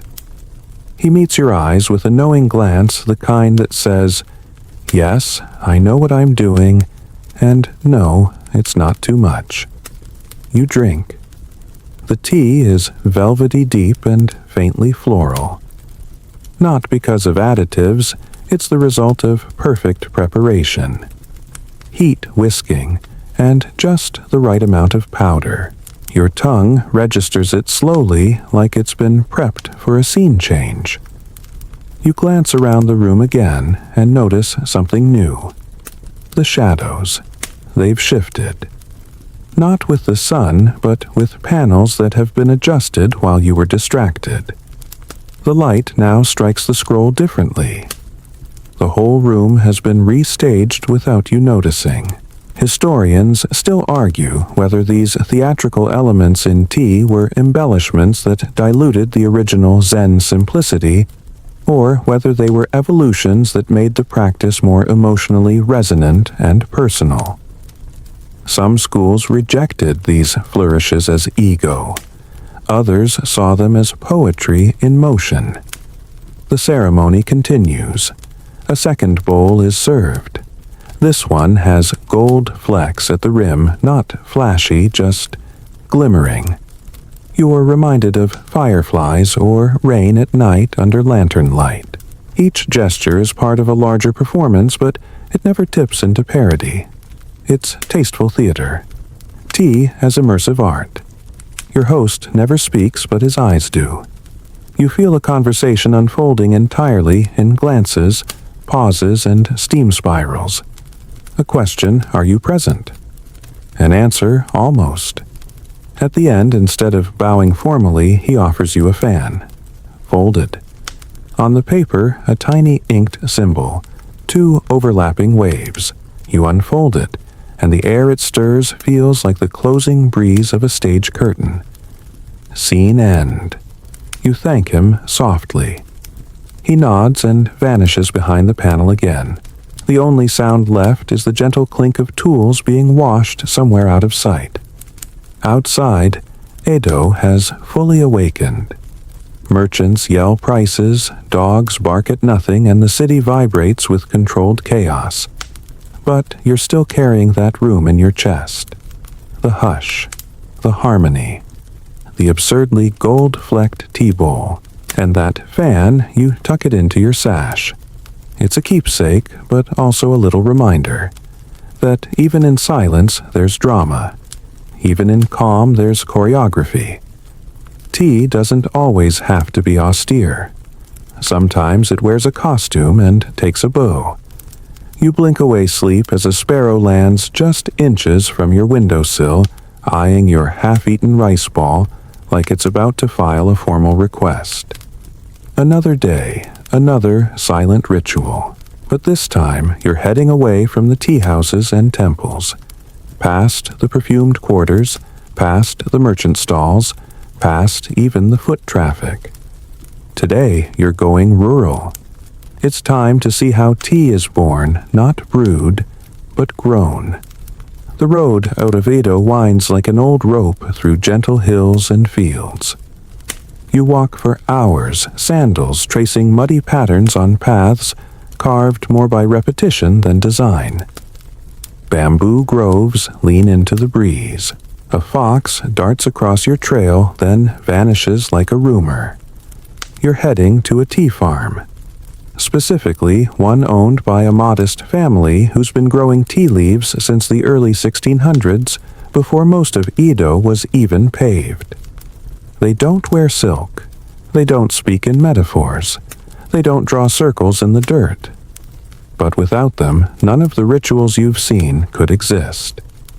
Tea masters may get the applause, but farmers grow the script. You arrive as the sun splits the clouds, casting a golden wash across neat rows of Camellia sinensis. The plants are knee-high bushy and trimmed with obsessive precision. Between the rows, women in wide-brimmed hats move slowly, snipping only the youngest leaves, tiny, vibrant green, soft as moth wings. Mainstream historical fact. In Edo period Japan, tea farming became a specialized craft, particularly in regions like Uji and Shizuoka. Farmers used intricate hand-plucking techniques to gather the first flush leaves considered the highest quality. These were typically reserved for matcha, the powdered tea used in ceremonies. The rest went into lower-grade teas consumed daily. Your host, Tanaka-san, is wiry and sun-browned with hands like tree bark and a laugh that sounds like it's been steeped too long. He waves you over to help pluck. You do. Badly. The rhythm is harder than it looks. 2 fingers, twist, pull, drop. 2 fingers, twist, pull, drop. You keep fumbling. One leaf's too mature, the next too small. Your basket remains insultingly empty while his overflows. Still, he smiles. Even 1 leaf, he says in a gravelly whisper, can be enough. You follow him to the steaming shed, a low wooden structure with vents like slitted eyes. Inside, the air is thick with vegetal heat. Bamboo trays stacked high with tea leaves rest like sleeping dragons. A small charcoal fire maintains the temperature. A young worker turns the leaves every so often using their bare hands and a patience that would make a monk jealous. Quirky tidbit. Some rural tea farmers believed that singing to the tea leaves during harvest would improve their flavor. Songs ranged from lullabies to work chants. One particular Uji family swore by a 3-note melody passed down from a grandmother who claimed it came to her in a dream after she fell asleep in a tea field. Tanaka-san doesn't sing, but he hums, a low rhythmic tone that you realize matches the turning of the leaves. Even this is a ritual of making, not performing. He leads you next to a sun-drying station flat elevated racks, where lower-grade leaves are left to bake in the afternoon heat. You taste a few out of curiosity. Bitter. Sharp. Not bad, just unrefined. Like the loud cousin of matcha. You ask how long it takes to turn fresh leaves into the bright green powder you've been sipping in city tea rooms. He chuckles. Weeks, he says. Months, if done right. Years, if you wait to know what you're really tasting. He shows you the stone mill's massive, heavy wheels used to grind the dried and steamed leaves into matcha. Each turn takes muscle. The powder that results is shockingly green. Vivid like spring, pungent like cut grass, and finer than any flower you've ever seen. You try a turn. The mill grinds with a sound like distant thunder. The powder falls in slow, hypnotic curls. Historians still argue whether the highest grade matcha was truly reserved for the elite, or whether it was distributed more widely among practicing tea students. Some records suggest even rural tea enthusiasts had access to ceremonial-grade matcha through temple connections or traveling merchants. Others say that was mostly wishful thinking. Tanaka-san lets you drink a bowl of tea made right there, fresh matcha, hot water, nothing else. It tastes grassy, almost alive. Astringent, but bright. Your tongue tingles. You feel more awake than you have in days, and you've had a lot of tea lately. Afterward, he takes you up a hill. There, overlooking the farm, is a single ancient tea bush. Gnarled, thick, older than most buildings you've seen. He calls it Grandmother. You nod respectfully. This one, he says, gave me my first cup. I was 6. You both sit on a rock nearby. He lights a tiny pipe, the smoke curling like a sumaye painting. No talk of rituals, scrolls, or perfection. Just tea, soil, rain, time. You realize that for every elegant tea master in Edo, there's someone like him crouched in mud watching the clouds deciding if the leaves are ready. And suddenly, all those powdered bowls and bamboo whisks seem less mystical. Not because they've lost meaning, but because you now see the roots beneath the surface. Real roots in real dirt tended by real people with cracked fingernails and sunburnt necks. You leave Tanaka-san with a small pouch of fresh powder and a handshake firm enough to bruise your knuckles. He grins. Next time, pluck faster. Back in the city, the tea shops glow differently. You walk past one and think that matcha traveled farther than I did. And, in a way, it did. Tonight, as you prepare your own humble bowl in your guest room, you whisper a few notes of that imaginary lullaby. Maybe it does nothing. Maybe it does everything. The steam rises and you drink it with dirt still under your nails. Back in the soft clamor of Edo, the contrast feels almost surreal. After days with dirt under your fingernails and the sun on your back, the city feels louder, shinier, somehow faster, even though it's still all slow carts clopping hooves and the occasional rice vendor hollering out the daily deal. But today, you're not heading to a tea room or a farmer's shed. Today, you're visiting a bathhouse. You raise an eyebrow. Tea and bathing. What's the connection? Oh, just wait. You're ushered in through a Norin curtain still damp from the morning humidity. The scent hits you. First, cypress wood, steaming water, and surprisingly, roasted green tea. You inhale again. Yep, that's hojicha, and it's wafting straight from the side room like a secret. You pad across the wooden floor, and the sound of dripping echoes like a metronome. Inside, men scrub backs with wooden brushes. Women laugh from the other side of a partition. The steam rises in lazy curls toward a ceiling that has been stained with decades of sighs. In the corner, an older attendant in a towel gestures to a pot over coals next to the bath. Tea, he asks, as if it's the most obvious thing in the world. You take a cup, steaming and nutty. It's not matcha. It's hojicha, the roasted cousin. No froth, no whisk, no ceremony, just warmth in a cup designed to make your limbs relax before or after a long soak. Mainstream historical fact. In the Edo period, communal bathhouses sento were central to daily life. People of all classes bathed regularly, and many bathhouses offered tea, especially low-cost varieties like bancha and hojicha, as part of the relaxation experience. Tea was considered not just a beverage, but a restorative tied to both hygiene and health. You sip slowly, body wrapped in warm mist. Around you, strangers chat softly or not at all. An old man leans back with a groan of absolute contentment. A kid splashes, then gets promptly scolded. Life continues unbothered by your silent curiosity. You strike up a conversation with the attendant. He tells you that many bathhouse owners brewed tea with water, taken directly from the bath before it touched any skin, obviously. The minerals gave the tea a distinct flavor. Not fancy, he says with a chuckle, but very real. You look around. The walls are plastered with Prince ukiyo-e scenes of bathers, women rinsing hair with ladles, samurai lounging with towels around their necks. In the corner, there's a shelf lined with teacups. None match. And that's when you notice each person drinks differently.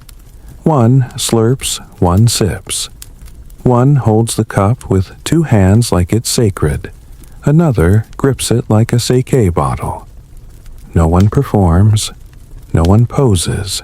Tea here is comfort. It's background music. It's the comma between the day's paragraphs.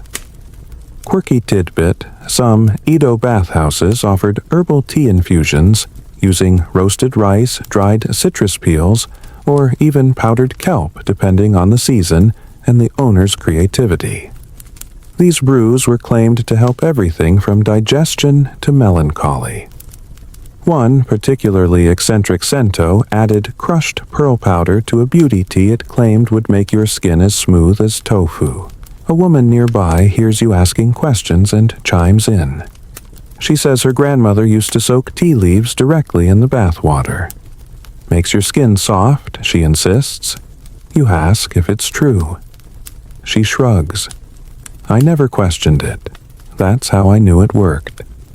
You finish your cup and slip into the bath. The heat wraps around you like an old quilt.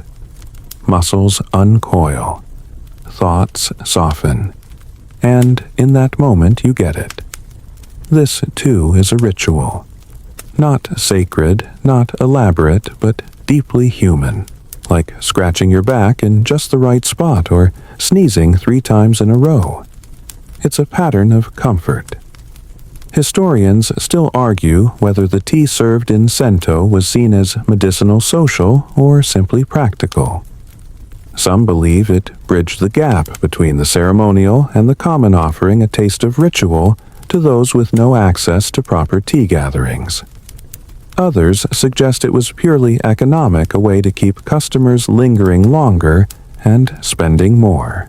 You imagine a tired merchant stumbling in after a long day of bartering, shrugging off his robe, soaking his feet, and cradling a chipped cup of warm hojicha. No fanfare, no scroll, just steamed tea, and the knowledge that for a few moments everything is still. Back outside, the street feels cooler. You've sweat out half your thoughts, The other half now float like bubbles behind your ears. You find a small bench and sit watching Edo flow past. A vendor walks by with tea cakes balanced on a tray. You buy one. It's too sweet. You love it anyway. That night, back in your room, you replicate the bathhouse experience as best you can. A bucket of hot water, a towel, a cup of hojicha roasted over a small flame. You sit on the floor and dip your feet. It's not the same, but it's close enough. And that's the secret, isn't it? That not every ritual is about reverence.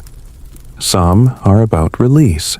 Some are about making the day feel a little less like a mountain to climb and more like a warm tub to sink into. You smile.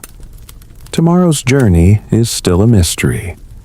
But for tonight you are full of roasted tea, sleepy limbs, and a little envy for those who get to do this every day without realizing how good they have it. You wake up to rain, not the hard apocalyptic kind that threatens to ruin sandals and sweep away entire roads, but a soft, misty drizzle, more like the sky exhaling than anything else. The air smells like damp, wood-cooled stones, and yesterday's tea steam that clings to memory like a wet towel. Today, you're heading to a monastery, and not just any monastery. This one is tucked behind a ridge so steep you question the wisdom of visiting barefoot. But it's where a small sect of Zen monks practices chado, not for guests, not for show, but as part of their daily devotion. You've seen tea served to merchants, aristocrats, performers, even bathers. Now it's time to see what happens when the ritual is done for no one but the void. You hike up the narrow path. Rain taps on your straw hat like a patient metronome. Trees loom overhead, branches knit together like whispering conspirators. By the time you reach the gate, your robe is damp at the hem, and your thighs hate you. A bell chimes. Not for you. Just part of the rhythm here. The monk who greets you is expressionless, but not unkind. His head is shaved so clean it almost reflects the gray sky. He nods once and gestures for you to follow. You do, stepping carefully across flat stones arranged in odd, uneven patterns. You almost trip, which you suspect is part of the point. Inside the small wooden hall, the air is dry and scented with faint sandalwood. You notice the absence of any lavish decor. No scrolls, no flower arrangement. Just a single iron kettle, a bamboo ladle, and a tea bowl so plain it could almost disappear into the floor.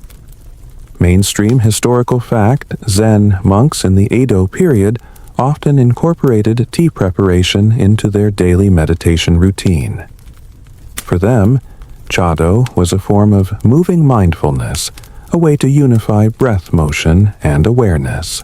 Unlike formal tea ceremonies performed for guests, these monastic rituals were stripped of ornament and focused entirely on the present moment.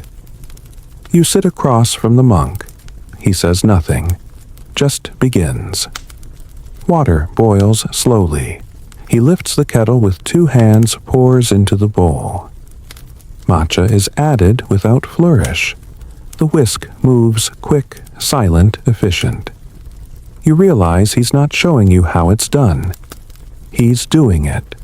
And if you weren't here, he'd still be doing it. You are as necessary to this process as the cobweb in the corner. You drink.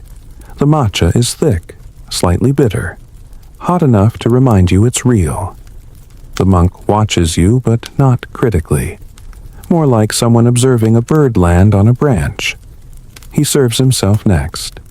No special order, no hierarchy, just equal thirst. Then he speaks softly. Tea is not for taste, he says. Tea is for time. You nod as if you understand. You don't. Not fully, but you feel something between your shoulder blades loosen. The rest of the visit is mostly silence. The monks sweep the courtyard. They meditate. One trims the moss on a stone lantern. Another washes a single bowl with a cloth so clean it probably has its own enlightenment. You help where you can. Poorly but earnestly. Quirky tidbit. Some monks believed that improper tea preparation could pollute the breath, a metaphorical reference to muddying one's thoughts. One temple enforced a weekly vow of tea silence where monks prepared and consumed tea in total stillness. No gestures, no eye contact, no sound. Accidental slurping was considered mildly scandalous. You overhear two monks discussing whether to replace a cracked bowl. One argues that imperfection is a lesson. The other says tea leaks and that's annoying. You laugh. They don't. You apologize. They bow in unison. You're not sure if it's forgiveness or mutual confusion. Historians still argue whether Zen tea rituals influenced mainstream Chado, or if they evolved separately with occasional overlap.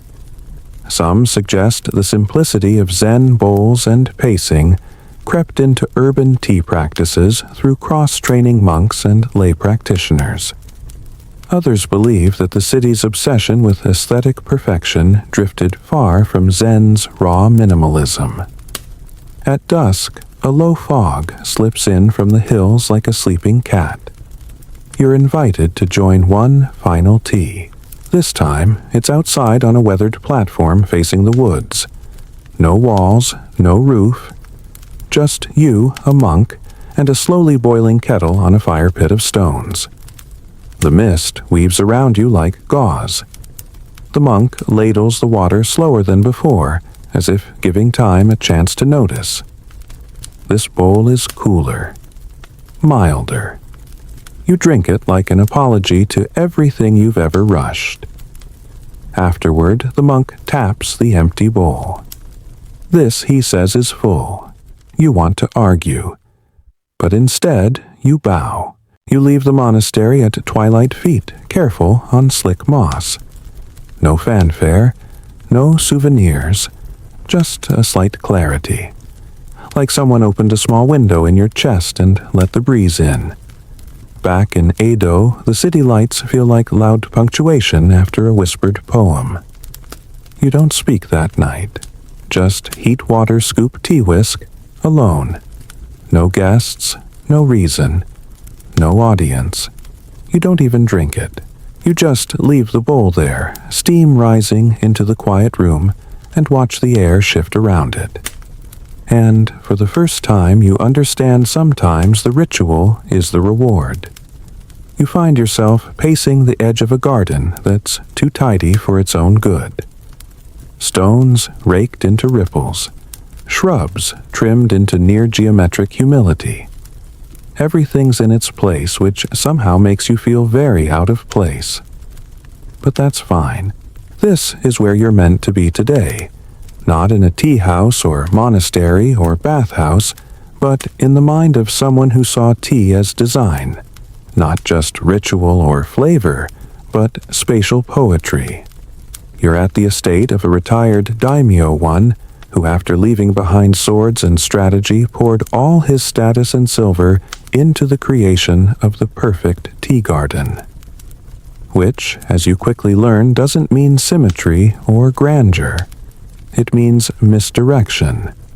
It means mystery paths. It means carefully placed imperfections. And it means a long, slow walk to a tiny hut you can already see, but can't quite reach yet. Mainstream historical fact. In the Edo period, tea gardens, roji evolved into essential components of the tea experience. They weren't just backdrops, they were designed with exacting detail to transition the guest from the chaos of the outside world to the calm of the tea room. The garden became a psychological buffer zone, encouraging introspection long before the tea was even poured. As you walk the stone path, your feet instinctively slow. The stones are uneven, not annoyingly, so just enough to demand attention. Your posture shifts. You duck under a low branch, turn a bend, step carefully past a mossy lantern. You haven't arrived yet, but somehow your brain already feels quieter. A dragonfly hovers, then zips away like a secret. You pause by a bamboo waterspout that's just finished tipping over with a hollow clunk. You flinch. It's a shishiodoshi, a deer scarer originally meant to startle animals, but now just a charming bit of sound design in a world that already forgot its predators. You spot the tea hut up ahead. It's deliberately small, deliberately plain. Nothing announces itself. Even the door is too low to enter standing up. You kneel bow slightly and crawl in like someone letting go of their ego on the doormat. Inside, a host waits. You're not late. There is no schedule here, just rhythm. The host offers you a cloth to wipe your hands, your mouth, your mind. You do so unsure of which one you're cleansing more thoroughly. Quirky tidbit, Edo. Tea gardens often contained misleading paths, forks or bends that led to dead ends. Not out of cruelty, but to encourage guests to slow down. Look again, reorient. One garden famously featured a fake door painted to resemble a passage, just to evoke a moment of playful uncertainty. The tea begins. The host's hands move like wind tracing a pond's surface. You realize that the setting, the garden, the hut, even the low roof has made you more attentive. Your breaths are quieter, your thoughts smaller. You sip the matcha. It's excellent, but it almost doesn't matter. The taste is part of the landscape now. A liquid pause. The host gestures to the tokonoma. Today's scroll reads, Ichigo Ichi. One time, one meeting.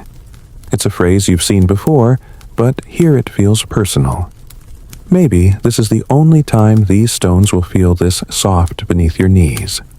Maybe this tea, this day, this dragonfly and this drizzle, it'll never align this way again.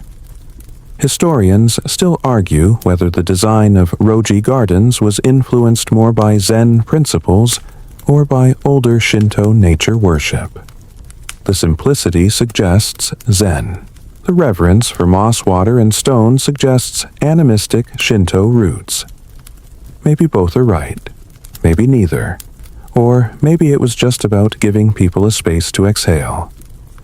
The host clears the bulbos once and exits quietly.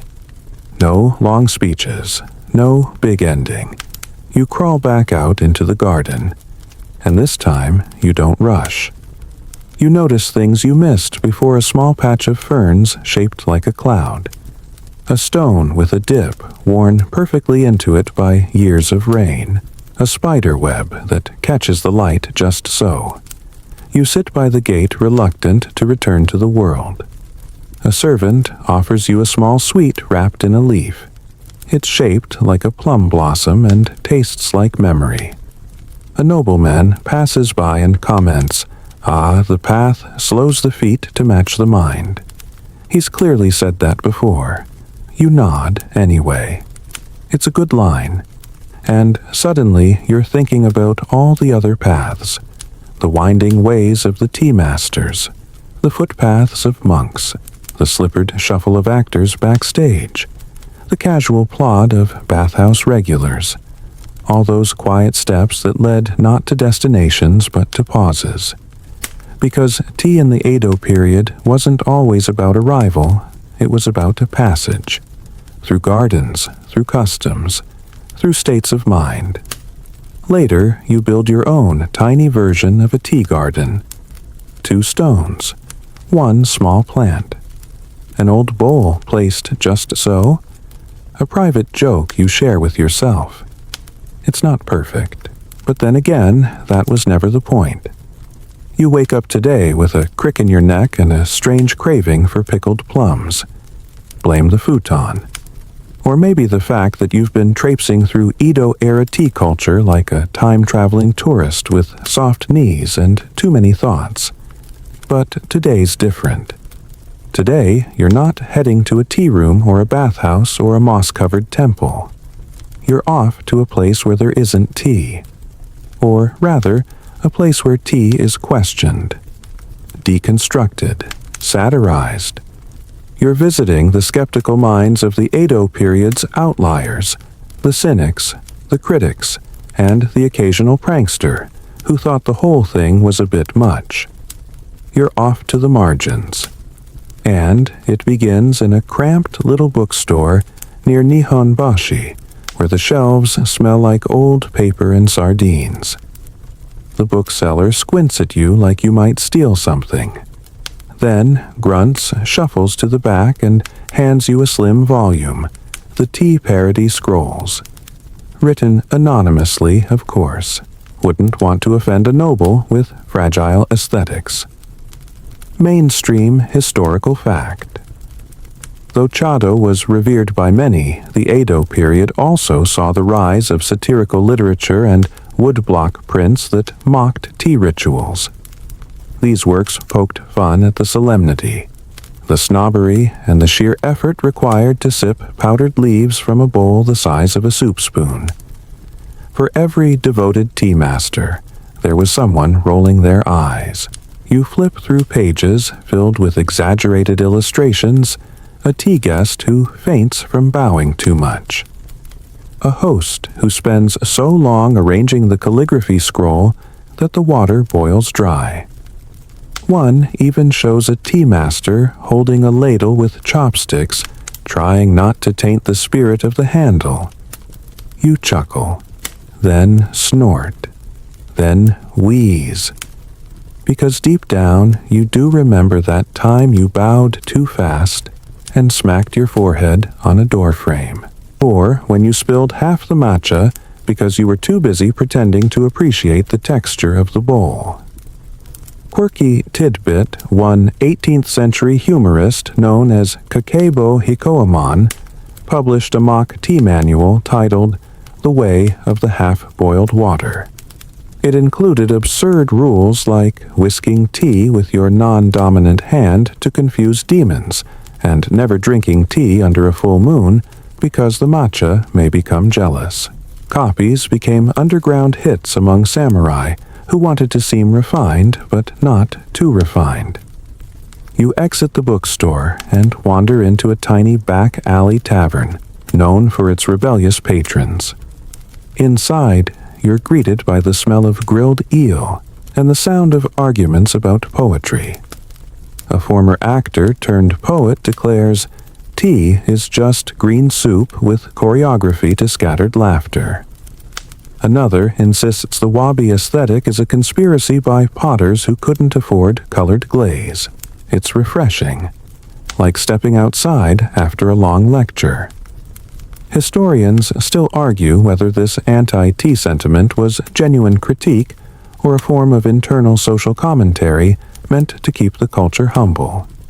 Some see it as resistance to rigid tradition, others as affection disguised as mockery, a way to laugh at the things you love without discarding them.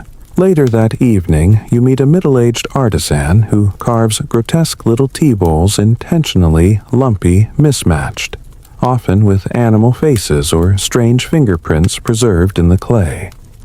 He calls them ugly truths. You ask who buys them. Monks with humor, he says, deadpan. He hands you a bowl shaped vaguely like a startled badger. You use it to drink tea brewed from leaves that were slightly stale, maybe even stolen. And honestly, it's not bad. You begin to notice the quiet rebellion in other places too.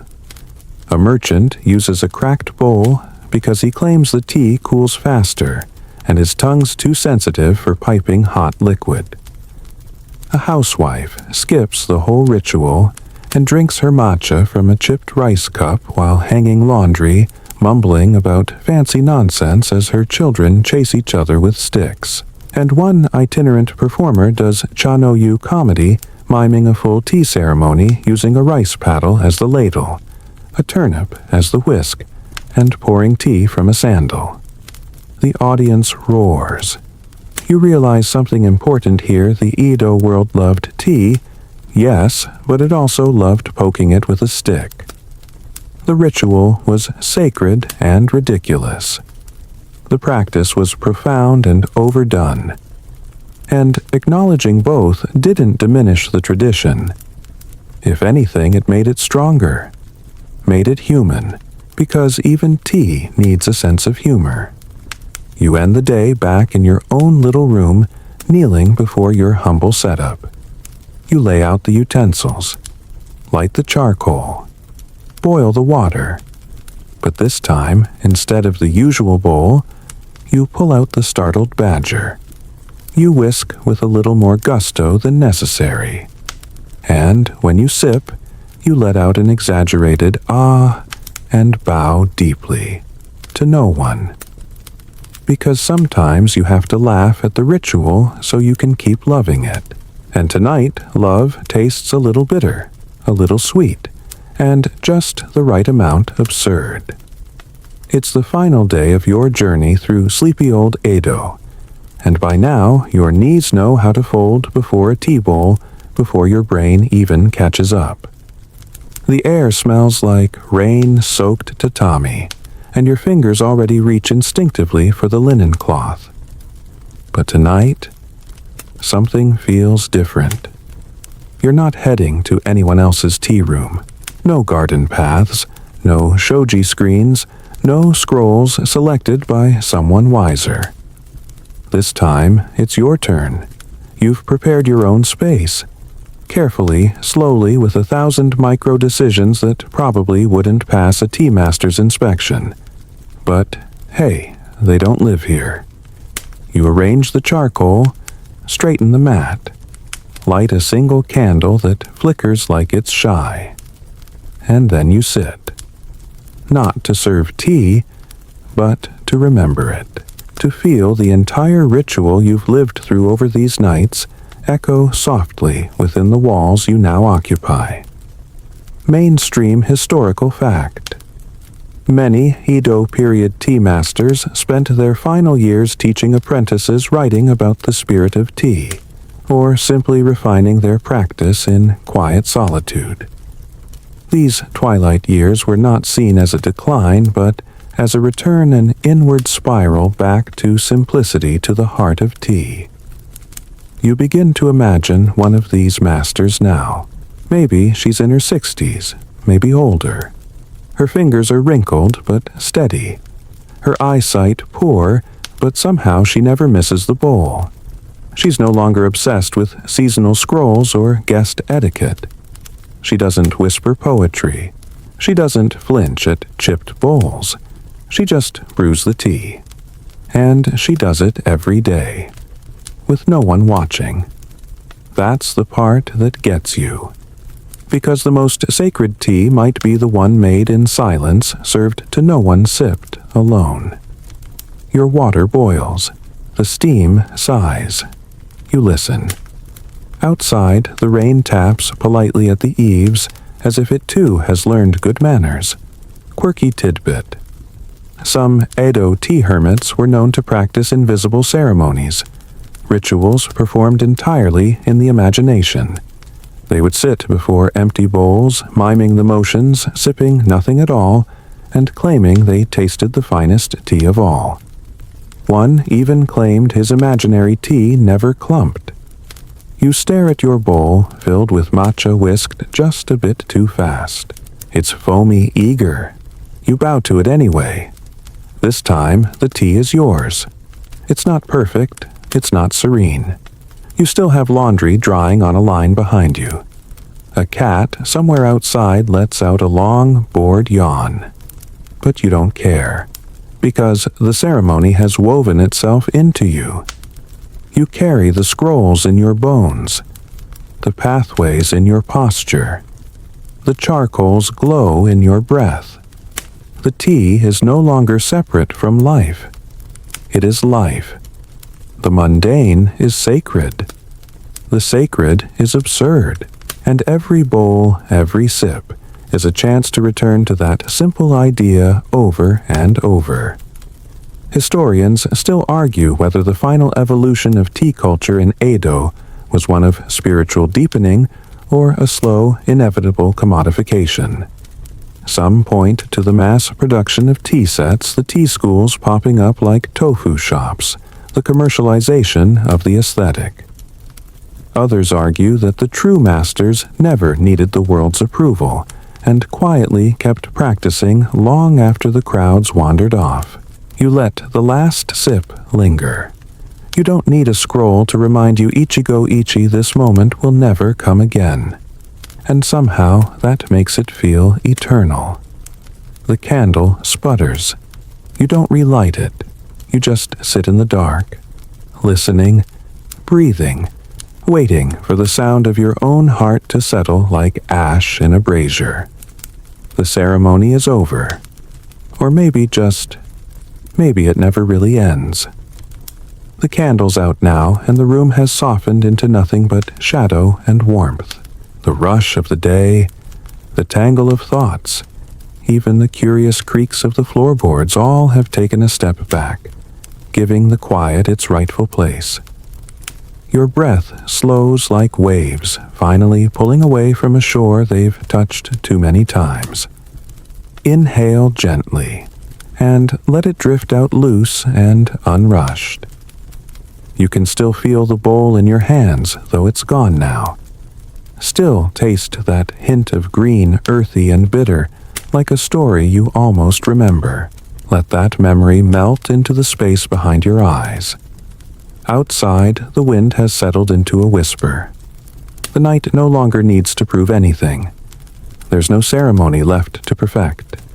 No bow to deepen. Just you and the dark, and a hush that feels like it's been waiting all day. Your mind may wander, that's fine. Let it float like a paper lantern over a still pond. There's no hurry, no judgment. If it drifts, let it. If it rests, even better. This moment is simple, and in that simplicity there is everything. So rest now. Let go of the scrolls, the gardens, the whispers of tea. Let yourself steep in the quiet. Let the silence do what silence does best. Good night.